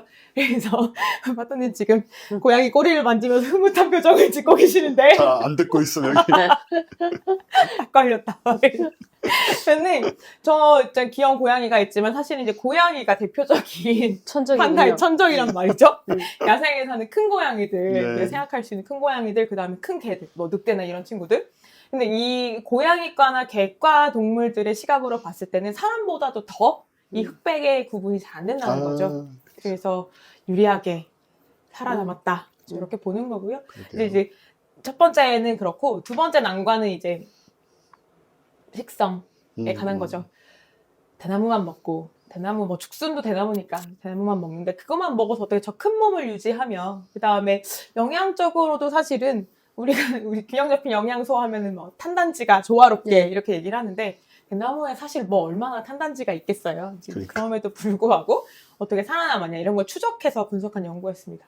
근데 이제 왼쪽에 있는 이 도표는 뭐 아까 말한 보호색 생각보다 꽤 보호를 잘 받고 있다. 그래서 우리가 생각하는 조그마한 설치류들 중에 몸이 회색 빛이면 눈에 잘 안 띌 것 같고 막 보호색이 강할 것 같지만 오히려 그 중에 어떤 종들보다도 판다가 더 그런 쪽에 유리하게 살아남았다는 걸 보여주는 세트고 오른쪽에 있는 게 이제 그 영양 부족을 어떻게 해결하는가의 문제인데 판다들을 잘 보니까 그 생애 주기마다 어떤 계절마다 이동해 다니면서 대나무가 한 종이 아니니까 한 2종 이상의 대나무들을 돌아가며 먹는다거나 아니면 조금 더 이제 가임기가 되면 어떤 특정 죽순을 또 선호한다거나 이런 식으로 나름의 어떤 시기의 사이클이 있더라. 이런 걸 분석한 연구였습니다. 그래서 결국은 그냥 봤을 때 막연하게 생각하면 살아나기 너무 불리해 보이지만 결과적으로 봤을 때 이런 점들이 있어서 지금까지 살아 있었던 게 아닐까 밝힌 연구였죠. 하지만 뭐 지금은 뭐 인위적으로 보호를 받지 못하면 살아남기 어려울 수 있다. 뭐 이런 분석이 많이 그때도 나오죠. 이런 얘기 했던 것 같아. 결국 인간의 손에 들어오는 것이 오래 살아남는 방법이다. 맞아요. 귀엽다. 귀여우면 가장 오래 살아남는다. 귀엽다. 그래서 언젠가 중국에 있는 판다성을 한번 좀 가보고 싶다. 와. 라는 생각이 듭니다. 자, 지금 녹화 환경이 되게 안 좋습니다. 파토님은 고양이 때문에 몽롱해 계시고 아, 지금 좋다. 제 바지 엉덩이에는 고양이 털이 잔뜩 붙어 있으며 권혜정 교수님은 어제 밤을 새고 오셨거든요. 와, 재밌습니다. 어떻게 이걸 살리지? 그 다음 연구로 넘어가 보죠. 네. 이제 판다까지 귀여운 걸 봤으니 이제 더 귀여운 걸 아, 한번 맞다, 이거. 이거 기억난다. 기억나시죠? 이제 보니까 좀 호빵맨을 닮기도 했고 아, 그렇네. 호빵맨. 그쪽 네. 얼굴이네요. 달고나 생각나기도 하고 그렇네요. 달고나에 눈을 붙여서 팔면 안 사요. 죄송합니다. 징그럽다고요. 안 사요. 안 사요, 안 사. 안 사, 안 먹어. 자, 이 연구는 뭐 기억하시겠지만 인공 네. 피부에 관한 연구였습니다. 네. 인공 피부라 하면 왜 필요한가라고 한다면 물론 우리가 뭐 어디 다쳤을 때 어떤 피부를 재생시키는 이런 걸 상상하시기 쉽지만 이 연구는 그거보다도 이제 우리가 인간을 닮은 로봇 연구를 많이 하고 있는데 로봇이라고 해서 뭐 기계적인 외모만을 갖춘 이런 걸 상상하기보다는 이제 거기에 조금 더 인간과 좀 더 친화적인 형태를 만들기 위해 좀 그 로봇을 위한 피부 연구를 좀 해보면 어떨까라는 연구들이었습니다. 그래서 보면 뭐 다른 모습보다도 이 연구는 그냥 기존 버전, 그러니까 로봇의 표면에, 그러니까 얼굴 표면에 피부를 좀 만들어주고 싶은데 이게 그냥 단순히 뭐 적당히 그런 성분들 섞어가지고 발라주면 되겠지라고 생각하기 쉽지만 생각보다 그게 쉽지 않았다는 거죠. 왜냐하면 뭐 그냥 대충 했다가는 떨어지기 십상이고 게다가 이제 좀 더 로봇이 업그레이드 되면서 옛날처럼 그냥 고정된 표정으로 가만히 있는 게 아니라 뭔가 인간을 돌아보면서 이제 고개도 돌리고 말도 하고 그다음에 표정을 좀 짓고 이런 식으로 점점 디테일하게 발전을 하고 있다 보니 그것을 감당할 수 있을 만한 그런 조건이 찾아오더라도 이제 피부에 단단히 얼굴에 단단히 붙어 있으면서 조금 더 자연스럽고 유연한 형태의 그런 피부를 만들고 싶다. 이제 이런 연구들이 진행이 되고 있는 거죠. 그 중에서도 그 당시 가장 최근으로 발표됐던, 그 당시라고 하면 되게 옛날 같지만 사실은 몇 달 안 됐고요. 한 3달 전 상황이죠. 최신 연구였고, 그래서 이들이 이제 발명했던 부분들은, 개선했던 부분들은 이제 로봇의 어떤 골격에 이 피부가 제대로 부착되어 있게 하기 위한 그런 어떤 구조적인 연구를 좀 했었고, 그래서 좀 기존에 그렇게 이제 일자로 뭔가 박는, 뭐 대각선으로 박거나 아니면 일자로 박던 그런 방식을 뛰어넘어서 V자 형태로 뭔가 굴곡을 만들고 그 안에 이제 이 피부의 어떤 그 형태를 만들어주는 뭐 젤라틴 같은 그런 물질들을 채워넣는 방식으로 개선 연구를 했고요. 그다음에 두 번째로 이제 그 성분을 가지고 실제 해봤는데 실패작이 줄줄줄 나온 거죠. 그래서 왜 이걸 계속 실패할까 봤더니 사람도 마찬가지지만 피부가 이제 골격에 이제 우리도 이렇게 골격 앞에 이제 근육 앞에 이제 피부가 있는데 모든 부위의 피부가 다 균일한 두께를 가지고 있지는 않잖아요. 그래서 이제 우리가 뭔가 좀 근육이 발달한 부분의 피부는 어떻고 그다음 좀 주름이 많은 부분 아니면 굴곡진 부분은 어떻고 이제 이런 특성을 몰랐던 거죠. 그러니까 그거를 적용할 생각을 잘 못했었는데 그것까지도 한번 적용을 한다면 좀 더 유연한 피부를 만들 수 있지 않을까였고 그래서 이런 것이 이제 결과적으로 나왔었습니다. 그래서 어떤 균일한 두께가 아니라 우리가 이제 보통 표정을 지을 때 필요한 눈, 코, 그다음에 입 주변, 볼 이런 부분에 각 사람의 특성, 사람의 피부를 분석을 해서 그거에 맞게 이 물질을 가지고 이제 틀에 부어서 저런 얼굴을 만들어 봤고요. 그래서 실제로 영상을 재생이 되고 있죠? 저렇게 웃는 표정을 지어도 무리가 없도록 그렇죠? 네, 저거 보고 따라 웃게 되더라고요. 그러게요. 따라 웃게 되네, 진짜. 저런 실체를 보면 저런 식이 보이는데. 저렇게 이제 자극을 이렇게 당겨주면 표정을 지어도 기존의 다른 이제 이전의 실패작들과는 다르게 찢어지거나 문제가 생기지 않았다 이런 걸 보여주는 연구였습니다. 광대 솟는 거 너무 그러니까 광대 솟는 게 포인트야, 진짜. 빵맨. 그리고 그때 약간 사돈이 기괴하다고 하셨던 것 같은데 어쨌든 이게 좀 더 이제 잘 발달이 되면 우리가 좀 더 이제 뭐 좀 친화적인 외관을 가진 로봇에 좀 더 가까워질 수 있겠죠. 그런 연구였고요. 그 다음으로 우리 무슨 얘기했었냐면 이제 식욕에 관한 연구였습니다. 음. 좀 약간 사회학적인 연구인 것 같기도 해요. 근데 이제 결국은 운동이라는 것이 식욕에 정말 어느 정도 영향을 주느냐 이제 이런 연구였는데 여기서의 이제 포인트는 이 사람들이 운동을 직접 하는 게 아니라 운동을 하는 영상을 봤을 때 그것이 사람의 어떤 음식을 먹는 것에 영향을 주는가 이것에 맞아요. 대해 분석한 연구였죠. 그래서 그때 이제 올림픽 시즌이어가지고 그런 얘기했던 기억이 납니다. 그래서 이 연구에는 이제 두 가지 내용이 들어 있었는데 첫 번째로는 이제 1차 실험으로는 두 개의 영상을 각각 보여주고 앞에 이제 참가자들에게 말을 하지 않고 M&M 그 초콜릿을 이제 준 다음에 얼마나 집어먹는지를 이제 테스트했었죠. 그래서 왼쪽 영상은 되게 단순한 영상으로 공작 2마리가 등장을 하고 한 마리가 반대쪽 한 마리에게 약간의 그 약간 구애이춤 같은 춤을 살짝 플러팅을 하고 있는 맞아요. 그런 그냥 단순하고 짧은 영상이었고요. 오른쪽 영상은 이제 고난이도의 운동이 막 등장하는 운동 선수들이 다양한 운동을 하고 있는데 일반인이 하기 힘든 그 전문적인 운동들이 많이 나오는 영상이었습니다. 이제 각각을 보여줬을 때 그 연구 참가자들이 얼마나 많이 이제 집어 먹었는지 이걸 본 거죠. 그래서 이제 결과는 어땠는지 혹시 기억이 나실까요? 그 고난이도 움직임에서는 별로 큰 차이가 없는데 약간 좀 단순한 운동일 때는 더 많이 먹었다라고 했었던 것 같습니다. 맞습니다. 그래서 여기서도 보면 이제 운동하는 영상이 있고 그 다음에 저 그 공작새 영상이 있었는데 그걸 봤을 때는 이제 운동에 조금 더 마음이 이입이 돼서 운동하는 영상에서 조금 더 이제 뭔가 좀 섭취하는 게 이제 보여졌고요. 두 번째 연구에서 이제 이어서 바로 실험을 했던 게 이제 방 교수님 말씀하신 대로 운동의 난이도별로도 그럼 다를까를 본 거죠. 그래서 왼쪽에는 진짜 정말 가뿐하게 러닝을 하는 되게 풍광이 좋은 데서 열심히 뛰는 이제 남녀를 보여주고요. 오른쪽은 아까 보여줬던 고난이도 운동을 막 수행하는 이걸 봤는데 힘든 거. 힘든 거에서는 사람들이 오히려 덜 먹었다. 음. 이 영상으로 봤을 때. 근데 난이도가 낮은 운동을 하는 걸 봤을 때는 많이 먹더라.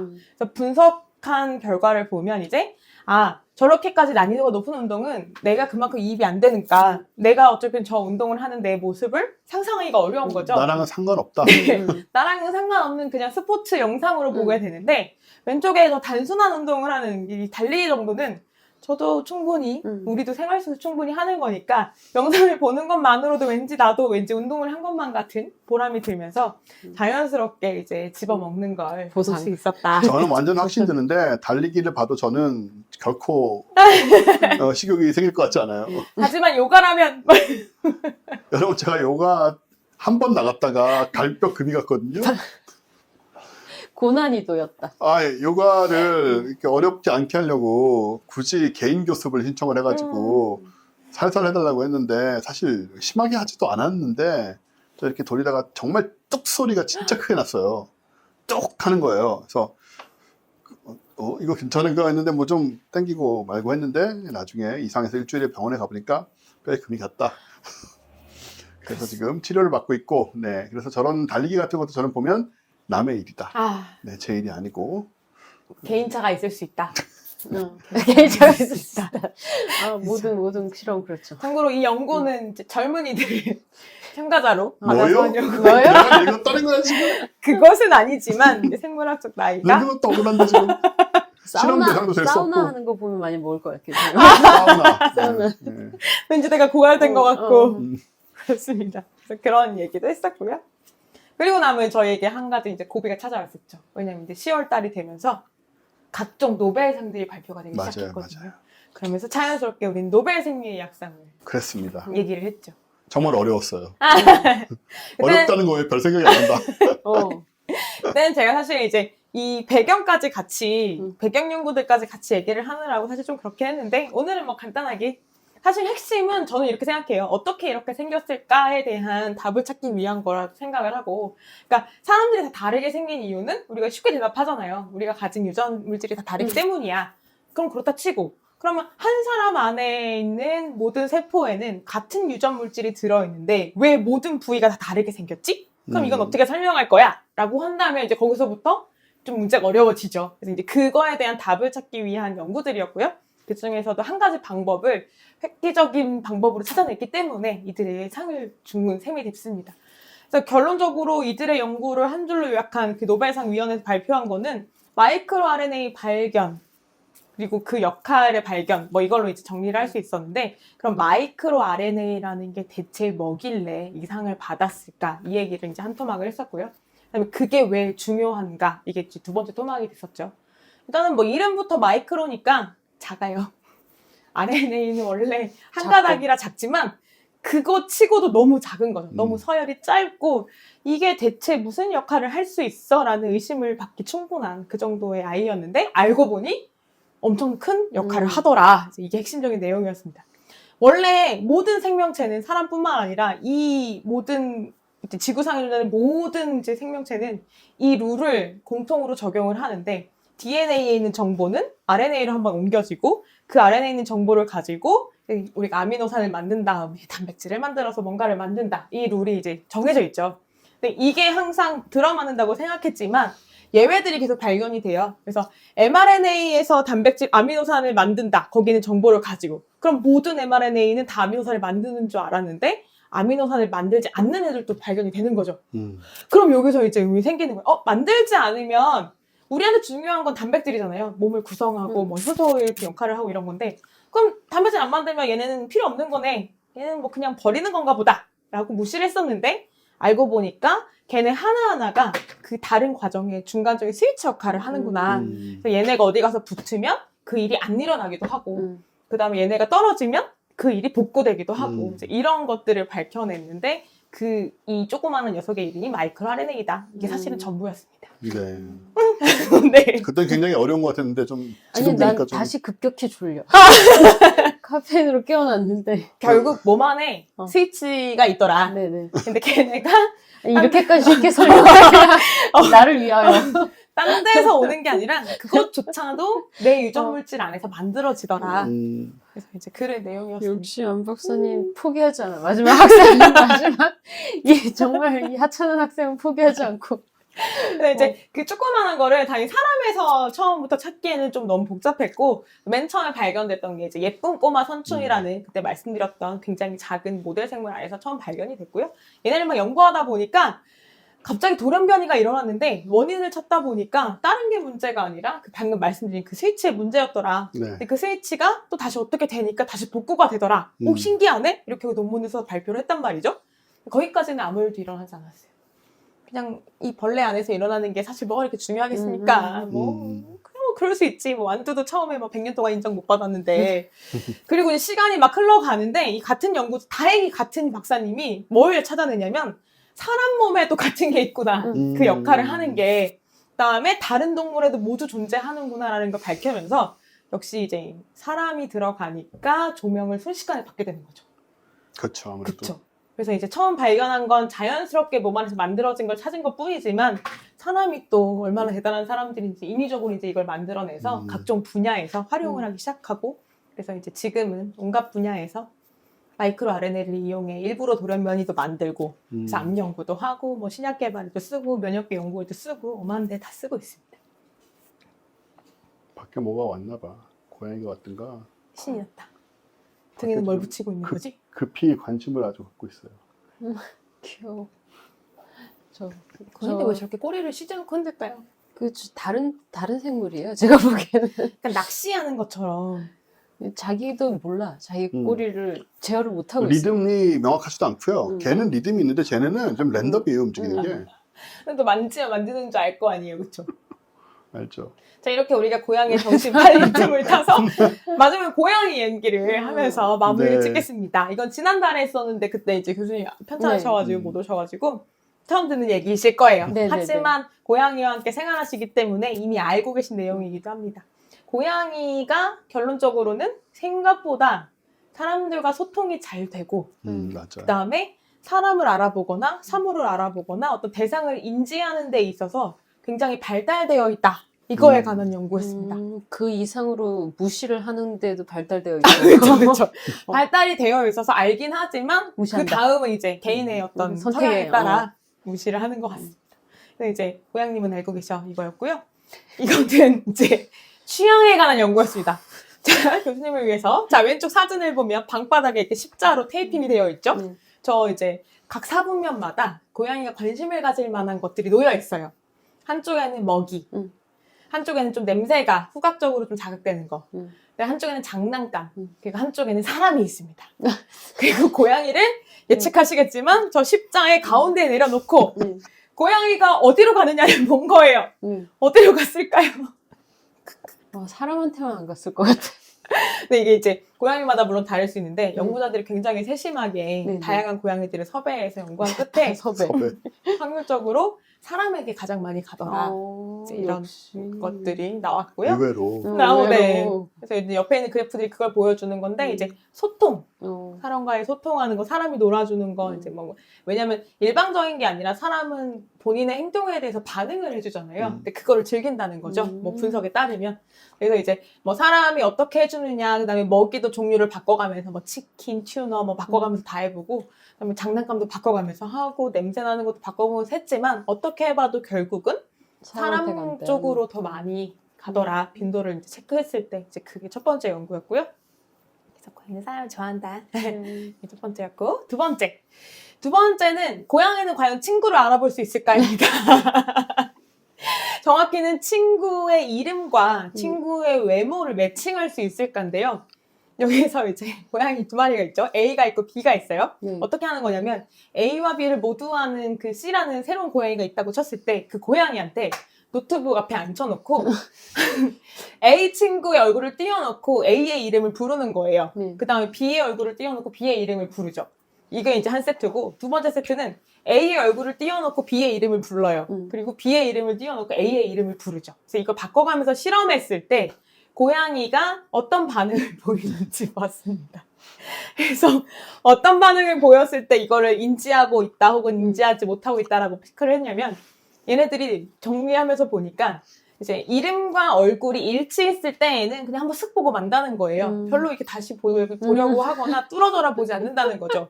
근데 화면에 뜬 게 분명히 A인데 예를 들어 이렇게 혹시 전혜정 교수님의 사진이 떴는데 여기다 대고 파토야 라고 부르면 이상하잖아요. 그래서 다시 뭐라고? 이러면서 누구? 그래서 이러면 다시 뚫어지게 본다는 거죠. 그걸 보고 이렇게 이상하게 보고 이제 이런다는 건데 너무 웃긴다.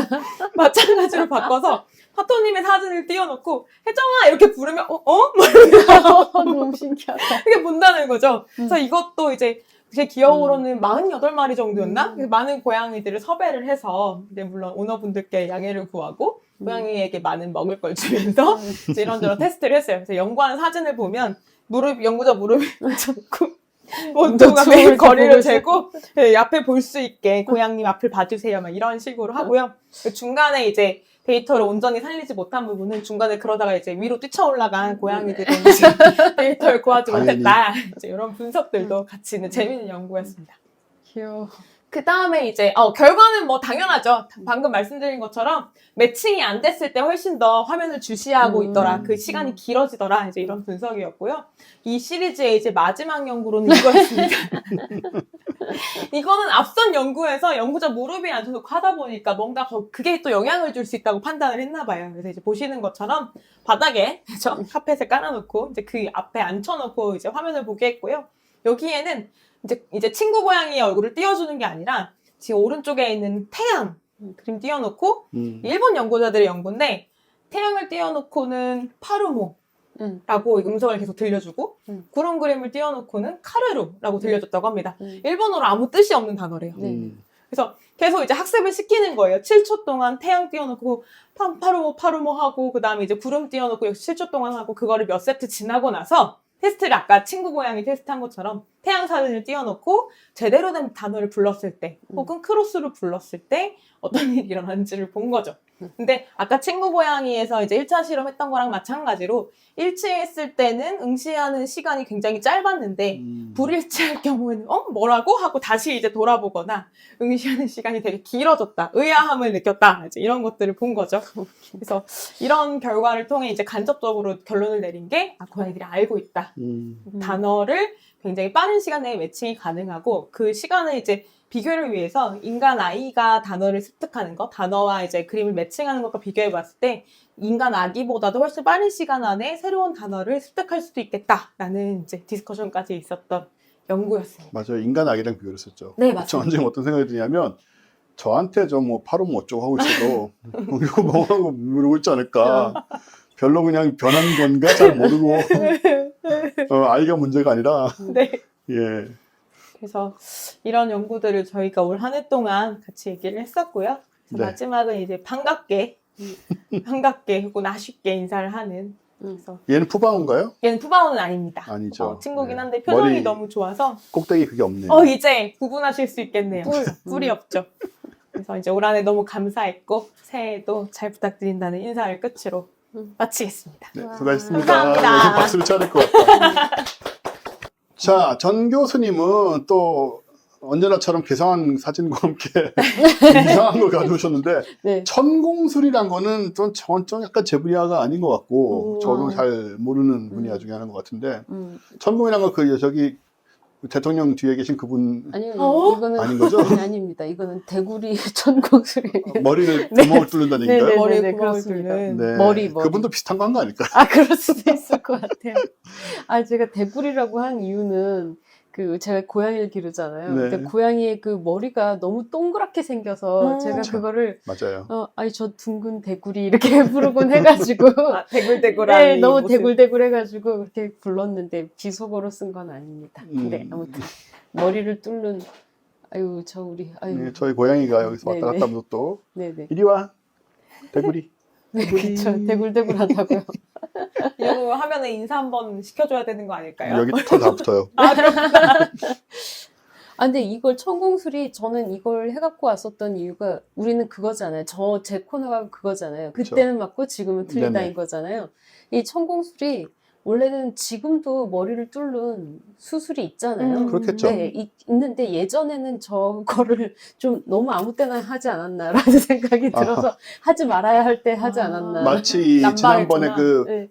제가 대신했던 사회법처럼 네, 너무. 그 여기저기 그냥 다 써먹은 거군요. 네네네. 네. 네. 그래서 두개골 천공술이라는 것은 결국은 이렇게 머리를 뚫는 그냥 외과적 수술인 건데요. 고대에는 악명을 추방하기 위해서 했었다. 그리고 또 두통을 치료하기 위해서 했었다. 근데 두통 중에서도 뭐 그 뇌압이 높아졌거나 이러면 빼는 게 맞긴 한데 뭐 그냥- 알았겠어요 그때 뭐. 네, 그냥 두통이다라고 하면은 그때 그것도 뭔가 대단한 어떤 의학적인 그게 아니라 악령이 들었다라고 저는 생각해서 예. 머릿속에 앞뒤가 들어갔다. 그래서 그걸 빼내려고 하지 않았나 뭐 약간 이런 식의 그래도 뭐 되게 심한 두통 했었겠죠. 설마 아니 그쵸, 그냥- 머리 아프다 왔는데 잠깐 좀 있어봐요. 빵 뚫진 않았겠죠. 그렇다고 그러진 않았겠죠. 네, 뭐 저 편두통 심한 거나 뭐 그런 것이 아니었을까. 근데 요즘에는 좀 단단한 기구가 있잖아요. 예전에는 도대체 어떻게 뚫었나 정말 신기했는데 그거에 대해서도 좀 다 수동으로 이렇게 네, 했겠죠.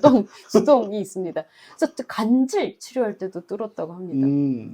그러니까 정신질환도 뚫었다고 합니다. 약간 이렇게 뭔가 조현병 이런 것도 뚫었다고 아니, 그러니까 합니다. 얘기는 뭐 들어봐야겠지만은 네, 뚫고 나서 뭘 한 것도 아니고 그냥 뚫은 거예요. 네.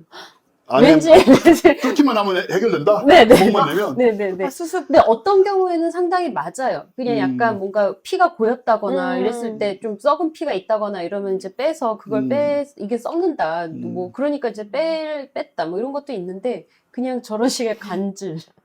그 두통, 약간 우울증, 꼭 이렇게 우울증. 뚫었다, 말하는 이게 기록이 있어서 가지고 내가 왔어요. 바람을 좀 쐬야 할 때.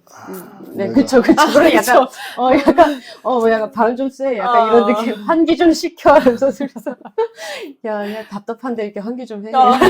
잠시 문 빵. 좀 열었다가. 그래서 이건 17세기 그림인데 그 외과의 천공술 수술 도구라고 합니다.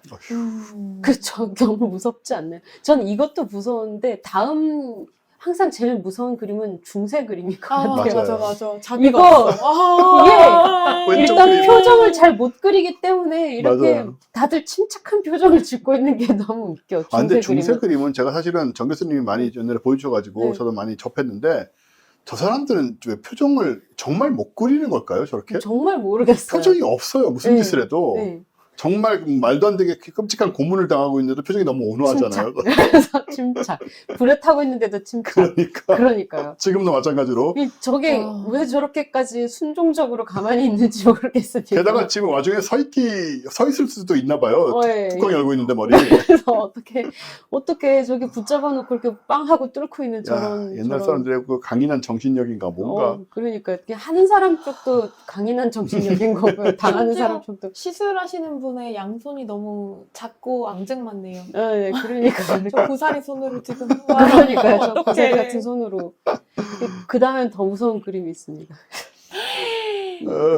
이미 이쯤 되면 이미 망가지지 않았나. 근데 이건 뭐 1945년 소설이라고요? 이게 원래는 신우회 이야기라고 해서 이집트 이야기가 있잖아요. 네. 근데 그거 말고 신우회라는 소설이 또 있더라고요. 근데 그 핀란드 작가 왈타리가 쓴 어떤 역사 소설이라고 하는데 네. 거기에 있는 이런 내용이 거의 있다고 뭐 이건 합니다. 뚜껑을 따는 느낌이네요. 아니 이거는 지금 그냥 구멍을 뚫는 정도가 아니고 저 왼쪽 그림은 뭐 어떻게 한 거예요, 저거 저 지금? 오른쪽 그림 같은 경우에는 1517년이라고 적혀 있는데 네. 저때 이제 사파라고 합니다. 셋 다. 네. 근데 지금 뭐 오른쪽 끝에 그림하고 중간에 그림은 음. 어쨌든 간에 저런 걸 붙여가지고 머리 뚜껑을 딴 건 알겠는데 네. 왼쪽 맨 끝에 거는 네. 진심 모르겠어요. 진심 뭐 머리를 어떻게 잡아뜯고 있는 건지 지금. 이게 와인 코르크막에 약간 그런 쪽에 옆쪽을 따고 있는 것 같아요. 예, 옆쪽을 그쵸, 따고 그쵸. 있는 건가요? 옆쪽을 따고, 예. 여기는 그 두 번째, 세 번째. 근데 이미 그거 이 시술을 한 중간에 사람이 맛이 갔잖아요. 네. 중사랑은 다르게 표정이 살아있네요. 예. 네. 그리고 중간이랑 오른쪽 사람도 지금 혀를 다 빼물고 있고 그러니까 이미 진짜. 맛이 가고 있는 거예요. 죽어가는 것 같은데요, 네. 그냥? 죽었거나 아니면 약간 진짜 정신적으로 문제가 생긴 거죠. 요즘에는 이런 머리 뚫는 드릴은 이렇게 생겼다고 합니다. 네. 그래서 그 머리를 뚫는 쪽에 뚫는 어떤 그런 절차를 봤는데 굉장히 요즘에는 굉장히 절차가 복잡해요. 그렇겠죠. 네, 그래서 뭔가 머리 면도도 하고 소독도 하고 네. 그다음에 그 부위 빼놓고는 또 이제 그 소독 면포도 덮어놓고 그다음에 이제 살짝 이렇게 긁어냈다 살짝 베고 혈관 잡고 또 그렇겠죠. 그 베고 들어갔다가 그다음 드릴로 뚫고 뚫은 다음에 거기서 또 뭐 이렇게 갉아내고 왜냐면 이제 머리뼈 조각이 들어가면 안 되니까 그쵸. 그 뭐 이렇게 약간 정리하는 거 하면서 이 모든 것이 정말로 아주 정교한 시술로 돼 있더라고요. 근데 그래도 머리를 여는 건 굉장히 어려운 수술이잖아요. 부담스럽죠. 근데 옛날엔 대체 어떻게 한 거야? 그러니까. 요즘에는 이렇게까지 다 돼 있는데 요즘에도 어려운 수술인데 대체 정말 어떻게 했는지가 너무 신기하더라고요. 요즘에는 뭐 그 두개내 출혈이라든가 뭐 경막하 출혈이라든가 이럴 때는 할 수밖에 없단 말이에요. 뇌압이 높아지면 안 되니까 할 수밖에 없는데 옛날에는 어떻게 했는지도 모르겠고 좀 한 이유도 좀 놀랍죠.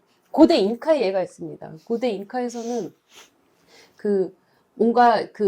뭔가 중앙 아메리카에 미국 대리대사라는 사람이 있었는데 스콰이어라는 사람이 있었었는데 이 사람이 이제 1800년대 그 조지 스콰이어에서 조지 스콰이어가 페루에서 있다가 거기에서 이제 선물을 하나 받은 거예요. 골동품 수집가로 알려진 어떤 세뇨라 젠티노라는 분한테서 선물을 받았는데 두개골을 선물을 받았는데 구멍이 뚫려 있었던 거죠.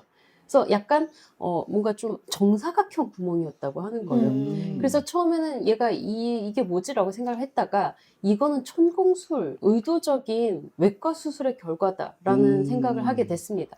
그래서 이거를 갖다가 알려줬겠죠. 이건 좀 외과 수술 아니냐라고 했는데 이게 뉴욕 의학 아카데미에 제시됐을 때 사람들이 다 안 믿었다는 거예요. 아니 어떻게 페루 인디언이 그 옛날에 이거를 외과 수술을 했냐고 머리를 뚫는 수술을 어떻게 했냐 이거 말도 안 된다라고 하면서 다 회의적이었다고 합니다.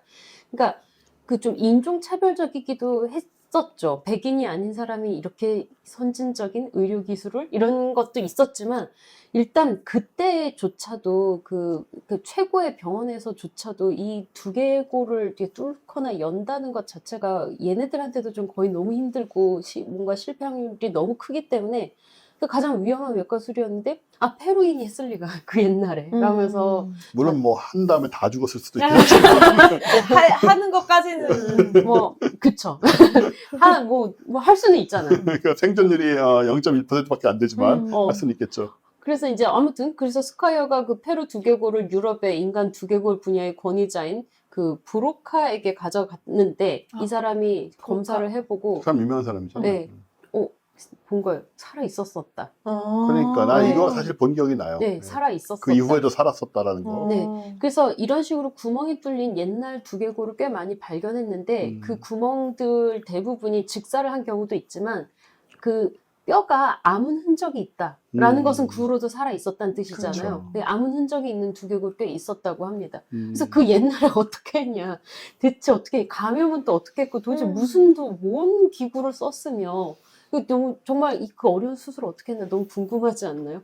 그래서 이제 그 스콰이어가 받았던 저 두개골은 미국 자연사 박물관에 보관되어 있다고 합니다. 저렇게 네모나게. 근데 보면은 저 네모난 걸 보면은 그 반달 돌칼로 이렇게 했을 것 같은 그런 느낌이 좀 있죠. 그렇네요, 진짜. 왜냐하면 페루에서 가장 또 유명한 그 도구가 반달 돌칼 같이 생긴 이렇게 반달 칼, 금속 칼이죠. 그렇게 그렇게 뭐라고 하죠? 투미라고 부르는 바로 그걸로 하지 않았나 이런 얘기를 합니다. 그래서 천공 수술 5가지 방법이 있다고 하는데 그러니까 1번은 긁기입니다. 저런 식으로 긁어내는 뼈를 이렇게 긁어내는. 네, 뼈를 계속 긁어내는. 생각해도 괴롭죠. 2번은 원형 호물 파기. 동그랗게 이제 이렇게 호물 판 다음에 이제 디스크를 드러내는 방식이고 그다음에 3번이 이제 트래핀 또는 이제 작은 구멍 여러 개 뚫어서. 네, 그래서 트래핀이라는 이따 보여드리겠지만 그런 어떤 형태의 기구를 쓰던가 아니면 작은 구멍을 이렇게 꼭꼭꼭꼭 해서 이렇게 하든가. 그래서 거기서 이제 3번에서 셋, 넷 이렇게 되고 마지막에 이제 직사각형으로 교차 절단. 아까 그림처럼. 예, 이렇게 가는 건데 이게 이제 부싯돌로 긁는 방법이라고 합니다. 부싯돌 같은 어떤 흑요석이나 부싯돌로 긁는 방법인데 이 프랑스에서 발견됐다고 합니다. 그래서 브로카가 이걸 유리 조각으로 긁어서 이런 구멍을 재현할 수 있음을 보여줬는데 이게 성인 두개골은 되게 두껍잖아요. 성인 두개골은 이제 하다 보니 손이 피로해서 중간에 쉰 것까지 포함해서 한 50분 걸렸다고 합니다. 그래도 할만 하네요, 그래도. 네, 50분, 1시간 안 걸린 거죠. 그러니까 몇 시간씩 걸리는 건 아니니까. 이렇게 각작. 아니, 이땐 마취도 마취도 없었잖아요. 50분을 머리를 깨있는 상태에서 각작. 이렇게 아까 그리고 뼈 바로 깨는 거. 우리가 바로 뼈가 이렇게. 있는 게 아니잖아요. 피부도 그러니까. 있고. 아, 사람 살려, 진짜. 아, 사람 살려라. 근데 저 때 뭐 팔다리 절단도 마취가 없어가지고 그냥 하던 시절인데. 네네네. 아프지 말아야 돼. 근데 또 특히, 이제 아니에요. 이제 저렇게 안 해요. 괜찮아요. 이게 특히 흔한 방법이었다고 합니다. 르네상스 그리고- 시대까지 지었다고요, 저게? 네네. 이게 말이 되나 싶죠? 그리고 원형 홈을 파고 이제 뼈 디스크를 들어 올리는 방법도 있었다고 하는데 여전히 이제 케냐에서도 여전히 사용되고 있다. 최근까지는. 네네네. 방법이었고 요게 아까 트래핀 저렇게 생겼습니다. 트래핀이 놓고 이렇게 돌려 오케이 이렇게 뜯어가지고. 저렇게 또는 이제 이렇게 아까 말씀드렸던 그 실제 뻑뻑 부들어가지고 우리 저기 응. 뭐 부항할 때처럼 뻑뻑뻑뻑 한 다음에 이렇게 톡 네. 이게 두개골만 아니라면 충분히 다른 효과적인 방법이다라고 생각할 수 있을 것 그래요. 같은데 그 트래핀 저 기구는 이제 그 요즘 기구인데 옛날에도 저 비슷한 게 있었다고는 하더라고요. 근데 진짜 요즘에는 이렇게 단단한 강철로 만들 수 있는데 옛날에 대체 어떻게 했냐. 너무 무섭습니다. 그리고 이게 직사각형 반달칼. 교찰 절단, 흑요석 또는 부싯돌 또는 이렇게 단단한 돌칼이나 이제 금속칼로 이제 잉카의 저 반달칼, 투미라고 하는데 금속 뭐가 나은지 뭐가 이거를 가릴 수가 없네요. 그러니까 이런 일이 안 일어나기를 정말 바라는 수밖에 없습니다. 그래서 한 5가지 방법이 있었다. 그리스 의학에도 이게 기록이 있대요. 그 히포크라테스의 저서에 나온다고는 하는데 사실 히포크라테스라는 사람은 있었지만 이 저서가 이 사람이 정말 썼는지 안 썼는지는 확실하진 않다고 하잖아요. 아무튼 근데 거기 있었다고 합니다. 거기서 그 정체된 피, 그러니까 고인 피 같은 거 있잖아요. 그게 이제 나쁘다고 믿었기 때문에 부패하여 고름이 될 수도 있고 하니까 그거는 이제 뚫어서 빼낸다. 이 정도는 그냥 납득이 된단 말이죠. 근데 살아 있었느냐가 저 역시 궁금하다. 피를 이제 전후에 모두 살아 있었던 게 맞느냐. 예. 또 뭐 갈레네 시대 같은 경우에는 저 막 129년, 막 199년 정말 옛날이잖아요. 2000년 전이네 거의. 네. 그때도 두개골 골절. 근데 골절이면 사실 피가 많이 고이니까 치료하는 데 있어서 압력을 완화하기 위해서 시행한 것으로 보인다고는 합니다. 그래서 근데 옛날에는 두개골을 뚫거나 여는 이유에 대해서 우리가 완벽하게 다 알 수는 없대요. 근데 이제 남아있는 기록들을 가지고 추정하는 건데 이런 식으로 좀 납득이 되는 것도 있고 납득이 안 되는 것도 기록들이 좀 있다는 거죠. 아, 이거 고대 우와. 아나톨리아. 여기가 이제 그 23개의 다른 아나톨리아 정착지에서는 너무 40명의 많은데? 개인이 천공수를 받은 것으로 확인돼. 이건 제가 미국 영어로 써있는 논문까지 찾아본 거였거든요. 근데 이 아나톨리아 천공술이 신석기 시대부터 있었다는 거예요. 후기 오스만 시대까지. 그 이 10,000년 동안 분포를 보이면서 이제 시행이 됐다고 하는 거죠. 도대체, 게다가 이제 보통은 이제 한 단일 개두술 구멍을 갖고 있는데, 얘는 무슨 일이 있었기에 4명이 왜 여러 개의 구멍이 필요했나. 근데 위치도 어떻게 잡았는지 너무 궁금해요. 그쵸? 무슨 근거로? 한 군데 이렇게 모여 있잖아요. 네. 와. 뭐지? 뭐지? 약간 그리고 신석기 시대면 저걸 석기 아니면 뭐 골각기로 뚫었다는 얘기인데, 네. 그죠? 돌이나 뼈로 잘 그러니까, 안 됐을 텐데요. 그러니까 뭐지? 싶죠? 그래서 뭐지 그러니까요. 싶습니다. 사실 고대 중국에도 있었죠. 사실 이 비슷한 맞아요, 얘기가 있었죠. 맞아요. 화타가 조조의 이제 두개골을 열려고 하니까 네. 조조가 이제 불안에 사로잡혀서 화타를 죽이는 그런 게 있었죠. 그래서 저게 참 재밌는 얘기인 게 원래 두개골을 열어서 두통이 엄청 심했잖아요. 네네. 조조가 두개골을 열고 뇌수를 꺼내서 탕약에 씻어야 된다고 그랬어요. 맞아요. 정확하게 말하면. 네. 정말 뇌를 꺼내서 씻는 것 예, 같아요. 뭐 네네네. 말은 그런 식으로 전달되는 얘기는 그래요. 그 네네네. 삼국지 연의에 있는. 이렇게 한번 헹군 헹군 네, 한번 다음에. 이렇게 맑은 물에 한번 이렇게 사실 씻어내고. 저 같아도 조금 주저하게 되는 뭐 무서운 걸 다 떠나서 잠깐만 있어봐요. 한약이에요? 뭐 꺼내서 이걸 씻고 넣는다고 도로? 한번 해맑게 암살할 수 있겠는데, 암살도 아니지, 대놓고니까. 그러니까 그것 때문에 이제 사실은 이제 무서워했던 거고. 이렇게 펄펄 끓는 탕약에 한번 데치는 그런 느낌 와. 있잖아요. 그러니까 진짜. 그리고 또 저 때 화타가 뭐 아는 얘기라서 막 나서서 네, 빨리. 화타가 관우랑 비교를 했대요. 관우는 그 팔 그치. 이렇게 생살 째고. 생살 했는데. 째고 그 뼈 긁어낼 때도 바둑을 넣는데 네. 당신은 뭐 이것도 못하냐 이런 식으로 얘기해서 또 열받아가지고 아이, 아니 근데 그렇구나. 뇌 열었는데 어떻게 바둑을 둬? 그건 에헤이. 그렇지. 뇌는 뭐 어차피 안 되는 거고 관우는 참던데. 그렇게 한 것 같아요. 아니, 관우는 이렇게 해도 참던데 뭐 승상께서는 그 잠깐 하면 되는 거지 뭐. 근데 아무튼 저 같아도 꺼내서 탕약에 씻는다는 건 조금 그러니까 이렇게 여는 것도 좀 문제인데 탕약에 씻는다는 것 자체가 뭐 이렇게 잠깐만. 해서 도로 넣겠다는 얘기 같고. 네, 어찌 전, 좀 예. 뭐냐고 이게. 저건 솔직히 조조만 욕할 건 아니라는 거지. 그러니까 예, 이거는- 그 사람의 마음이라는 게 관우가 이상한 거지. 조조만 욕할 게 아니다 예, 이거는. 관우가 정상이 아닌 거예요. 꺼내려면. 그리고 화타가 마지막에 죽을 때, 왜, 뭐라고 투덜거리면서 죽었다고 하잖아요. 그러면서 다들 화타를 이제 안타깝게 여겼다고 하는데 나는 이게 과연 투덜거릴 계제인가? 그러니까. 이런 생각도 또 좀 듭니다. 외과의긴 했어요, 확실히 화타가. 화타는 외과이죠. 네, 맞아요. 외과의긴 했고, 많은 치료를 했다고는 하는데, 뇌 수술 부분에 대해서는 좀 상당히 의심스럽다. 탕약? 이게 정말 레알? 이런 느낌이 있죠. 네. 그래서 르네상스 시대부터 19세기 초에도 이런 식으로 이제 중세 그림 이렇게 보면은 이제 르네상스 시대 중세 뭐 이때 그림을 보면 이런 식으로 다 평온한 얼굴로 뭘 하든지 간에. 그 와중에 고양이는 쥐를 잡고 있거든요. 그러네요. 네, 그래서 그 쥐를 잡고 있었다는 것은 여기에 이제 그 위생 상태도 알 수 있는데 지금 사람이 지금 머리가 뚫리고 있는데 고양이는 쥐를 잡고 있고 내쫓지도 않고 이게 뭐 하는 짓인가 그런 생각이 그 옆에서 쥐 먹고 있고 막 너무 번잡스러운 상황에서 이제 수술이 시행되고 있었다. 그래서 사망률이 매우 높았죠. 당연히 높겠지. 높았다라고 말할 수 있을 정도 이상으로 높았겠죠. 오랜 기간 동안 이제 의학문헌에서 천공술을 해야 하는지, 언제 해야 되는지 약간 논쟁이 꽤 있었다고는 합니다. 근데, 예방적 천공술도 했다고 해요. 아니야. 아프기 전에 미리. 많이 좀 뭐한 것 언제 같아. 아플지 모르니까. 예, 그래서 막 1800년대에는 이제 코널 광부들은 골절의 징후가 없더라도 미리 이제 두부가 손상이 되면은 이거는 그러니까 미리 뚫어둬야 된다, 이거는. 왜? 그래서 그러니까 미리 뚫어둬야 된다. 아니 왜 예방주사도 아니고 네, 왜 그러니까 미리 뚫어? 머리가 좀 다쳤으면 골절이면 이렇게 보고 나서 골절이다 피를 빼야 돼 이거는 그렇다 쳐요. 근데 머리를 좀 다치면 야 골절일 수도 있으니까 미리 뚫어두자. 미리 이제 고이기 전에 빠지도록 이런 거잖아요. 무슨 삼겹살 불판 밑에 기름 빼는 것도 아니고. 근데 진짜 미리 뚫어두어서 미리 이제 피가 고이기 전에 미리 뚫어두자 이 개념이 이제 미리 죽여두자 이런 느낌이란 겁니다. 나름 논리는 있었겠지만 이제 죽고 나면 고통을 느끼지 못하니까. 두개골 골절로 죽기 전에 미리 죽여주자 약간 이런 느낌이죠. 미리 죽여둬야 된다 이런 느낌이었죠.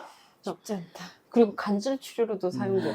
근데 간질이 그러니까 뇌의 문제라고 막 생각을 하면서 이게 뭐 뇌의 문제인 건 맞긴 하겠죠. 하지만 이게 뚫는다고 해결이 되는 건 아니잖아요. 그래서 간질 치료로서 천공술의 전통, 가장 유명한 그리스 임상의 중 한 명인 카파도키아의 아레타이오스라고 합니다.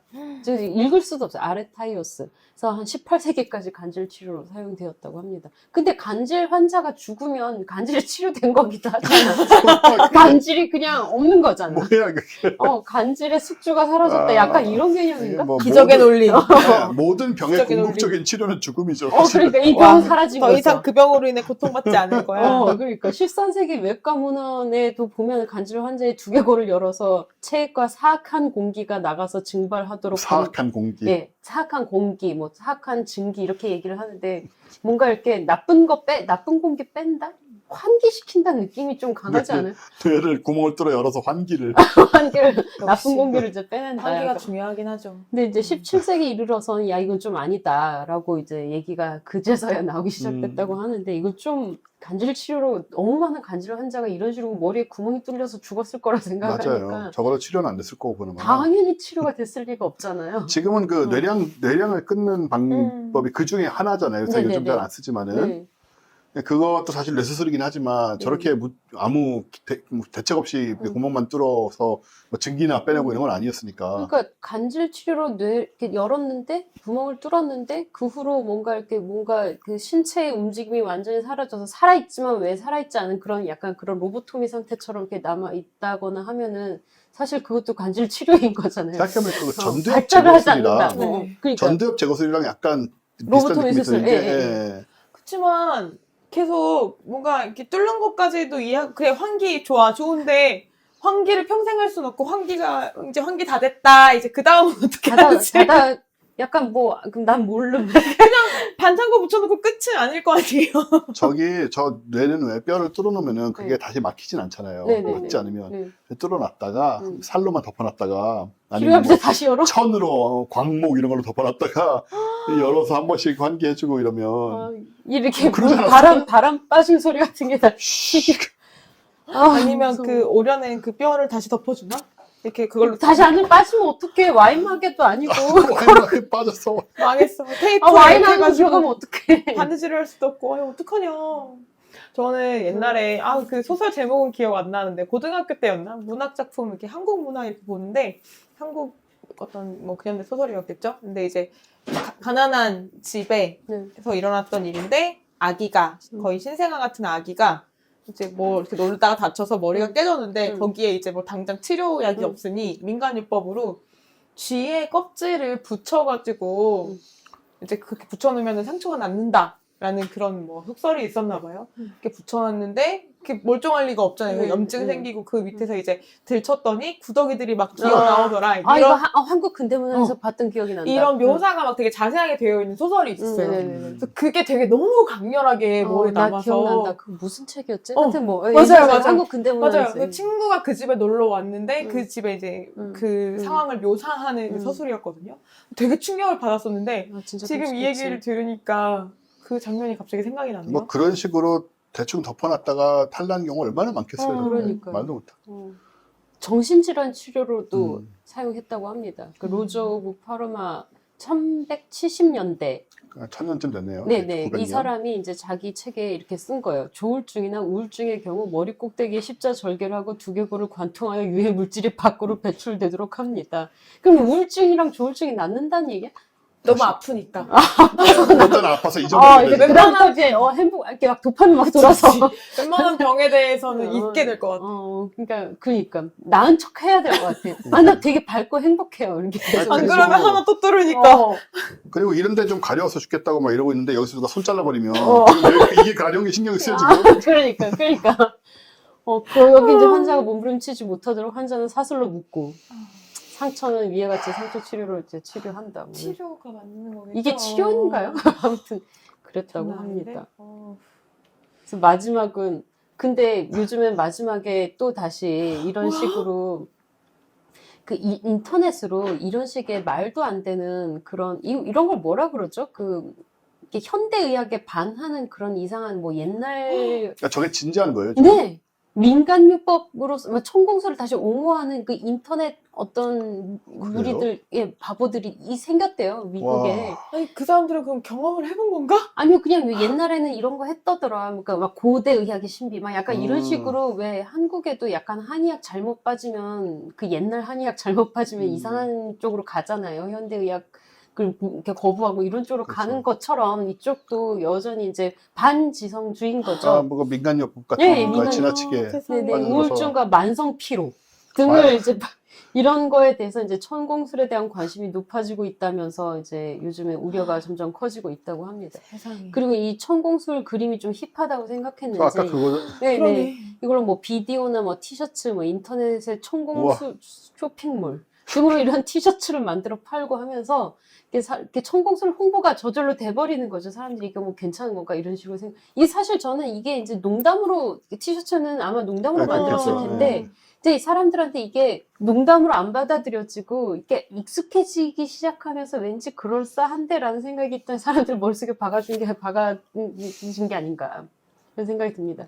그래서 아무튼 걱정이 돼서 한마디 더 붙였습니다. 천두술, 천공술, 개두술 이런 건 입대하는 게 아닙니다. 아니, 우울증과 만성 피로 따위에다가 하는 게 아니다. 아니 저도 만성피로도 있고 우리 뭐 우울증도 있고 그런데 하나씩 뚫으면 안 되는 돼. 거냐? 잠깐만 저거 말고 저거 하고 나면은 훨씬 더 필요할 것 같고 네네네. 훨씬 더 우울할 것 같고 예, 그러니까 나는 어떤 왜- 병이 생길 것 같은데. 그러니까요. 그래서 조심하자라는 것으로 이제 마무리를 하도록 아, 근데 하겠습니다. 요즘 진짜 그래요. 그 지구평평 그것도 그렇고 그때는 옳았는데 지금은 틀린 줄 알았는데 알고 보니 다시 올래? 라는 식으로 그러니까요. 지금도 사실은 평평하네 알고 보니 그리고 어. 저것도 사실은 맞았네 이런 식으로 회귀하는 느낌 있잖아요. 이게 과거로. 약간 반지성적으로 자꾸 예전으로 돌아가면서 이게 나는 다시 옹호하는 경향이 생겼다는 뉴스 보고 진짜 깜짝 놀랐거든요. 아니 그럼 이제 증명을 해야지 뭐 검증을 받아야지. 어떤 식으로든 아, 그러니까 그러니까요. 함부로 그렇게 옳고 그름이 정해지는 게 아니니까. 아유 세상에 무섭네요. 그러니까 반지성주의, 반과학주의 이거 정말 무섭습니다. 그 말이 나와서 하는 얘기인데 음. 그 윤 대통령이 저 취임할 때 반지성주의를 굉장히 강력하게 비난했거든요. 아 그랬어요. 근데 그 네? 본인이 그럴 자격이 그게 근데 전 딱 그거 들으면서 응.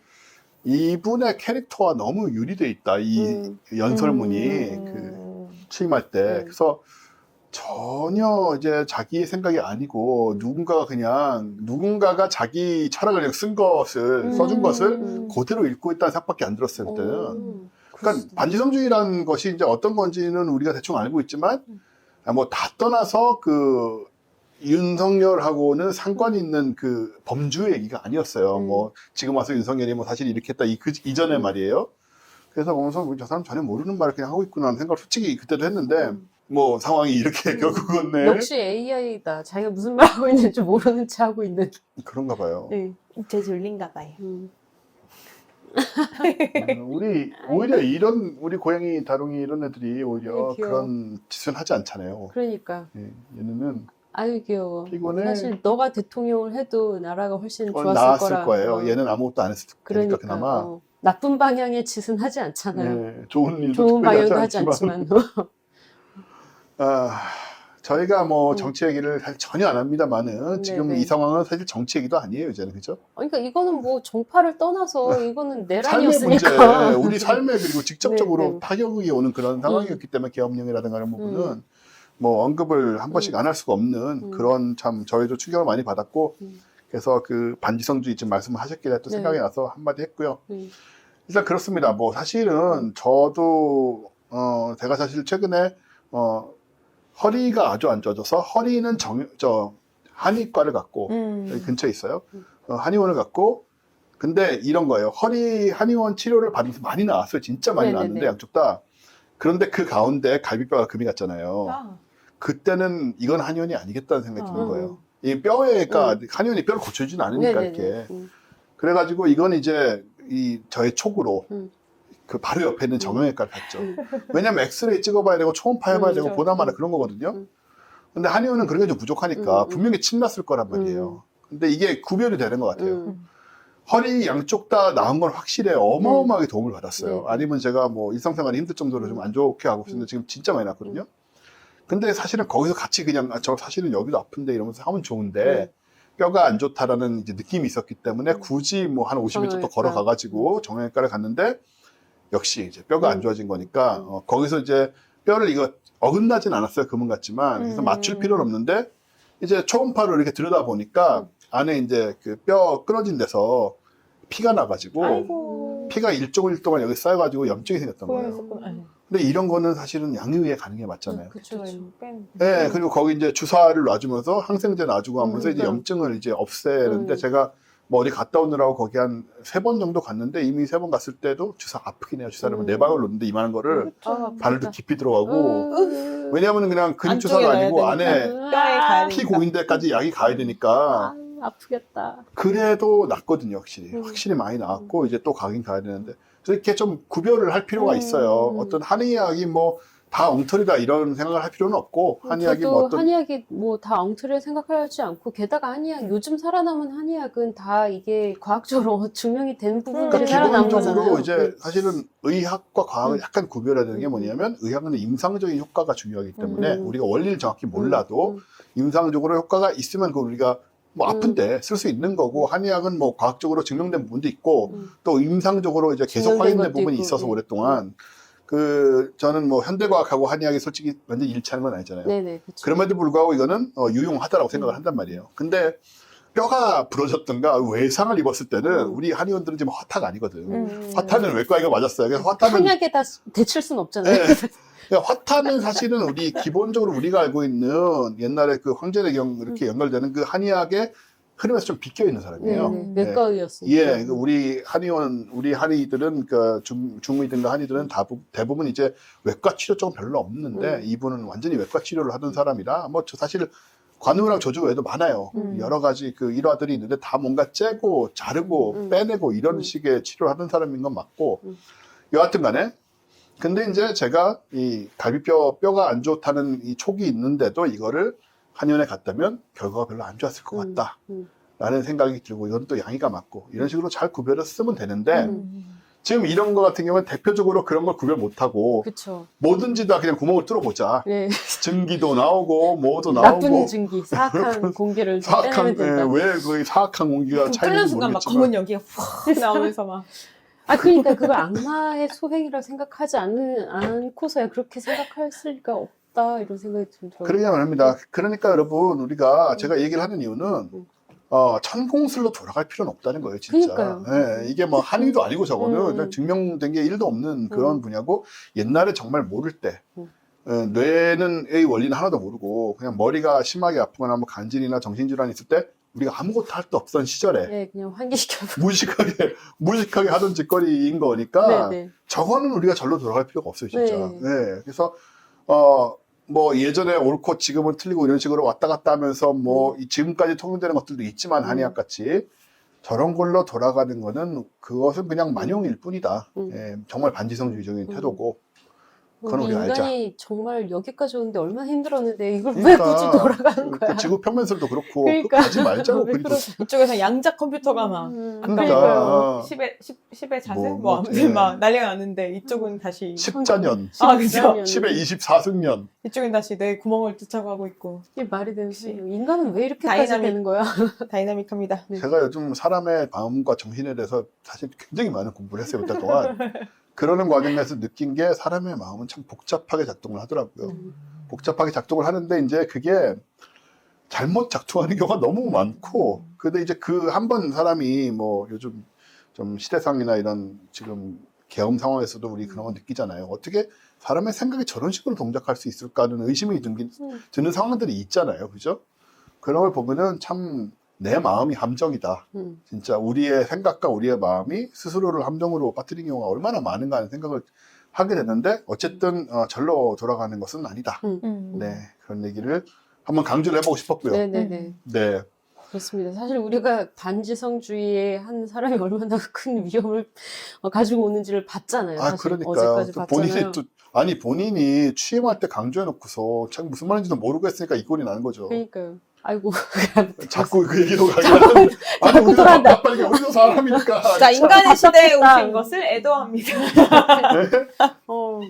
우리도 솔직히 그렇잖아요. 여러분. 우리도 그럽니다. 화도 나고 답답하고 하니까 이런 얘기 하는 거예요. 저희가 정말 십몇 년 동안 광역 얘기하면서 정말 정치 얘기는 거의 1도 안 했는데 이거는 정치 얘기가 아니고 우리의 존재의 근본을 무너뜨릴 수 있는 상황이었기 때문에 사실은 글로 돌아가서도 안 되고 네네. 천공수로 돌아가서도 안 되고 그렇습니다. 그렇습니다. 과거로 돌아가는 것은 과거의 지혜라는 게 있겠죠. 네. 그 지혜들로 돌아가는 여행이 필요할지도 모르지만 그것은 신중하고 네. 차분하게 접근해야 되는 것이지 뭐 그냥 내 기분에 따라서 혹은 뭐 요즘 세상은 현대의 문제가 이러이러하니 뭐 이건 다 틀렸고 옛날로 돌아가자. 옛날에 무식하고 저런 끔찍한 방법으로라도 옳다 혹은 뭐 지구가 평면으로 이다라는 식의 그게 대안인 것처럼 내놓아서는 안 된다는 거잖아요. 그죠?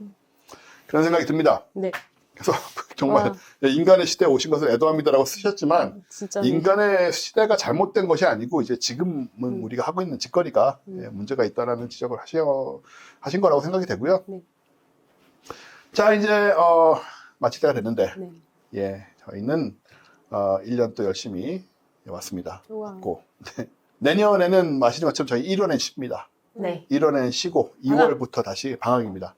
2월부터 다시 시작을 하고 그리고 두 분은 그래서 우리 2월 달에 다시 뵙는 걸로 하고 저는 이제 상태 성적가 남았으니까 상태에서 다시 여러분하고 한 번 더 뵐 거고 그렇게 연말이 오고 지금 뭐 여러 가지 겨울을 지나면서 우리가 좀 초조하게 좀 지켜봐야 될 상황들이 있죠. 그 탄핵 관련된 뒷얘기가 어떻게 진행될 것인지 지금 헌재 심판 같은 게 남아있기 때문에 지금 뭐 그거 다 끝나야 끝나는 거니까 그런 것도 아마 보통 법적으로는 6개월 내내 하라고 돼 있지만은 사실은 지금까지는 보면은 뭐 다 3개월 안에 다 이루어졌습니다. 네. 그래서 아마 겨울 지나고 늦어도 초봄쯤 되면 대충 뭐 진행되지 않을까 그런 것도 사실 좀 기다려야 되는 상황이고 그리고 미국 동부에 나타난 저 이상한 드론 혹은 UFO라고 생각하고 싶지만 네. 그렇게 믿음이 또 생각을 그냥 덮어버리면 안 되니까 저것도 어떤 식으로 풀릴지 궁금한 상황이고 그래서 겨울 연말 연초 보내시면서 한번 우리 뭐 세상이 어떻게 돌아가는지 얼마나 더 급격한 변화가 생겨나고 또 AI 같은 것도 지금 어마어마하게 또 변하고 있는데 그런 변화의 흐름을 쫓아가면서 또 중심을 또 잡아가는 건 필요하다 이런 얘기를 드리면서 올해 마지막에 뉴스 앤 올디스는 마치도록 하겠습니다. 와, 수고 많으셨습니다. 수고하셨습니다. 새해 복 많이 받으세요. 새해 복 많이 받으세요. 받으세요. 메리 크리스마스. 어색.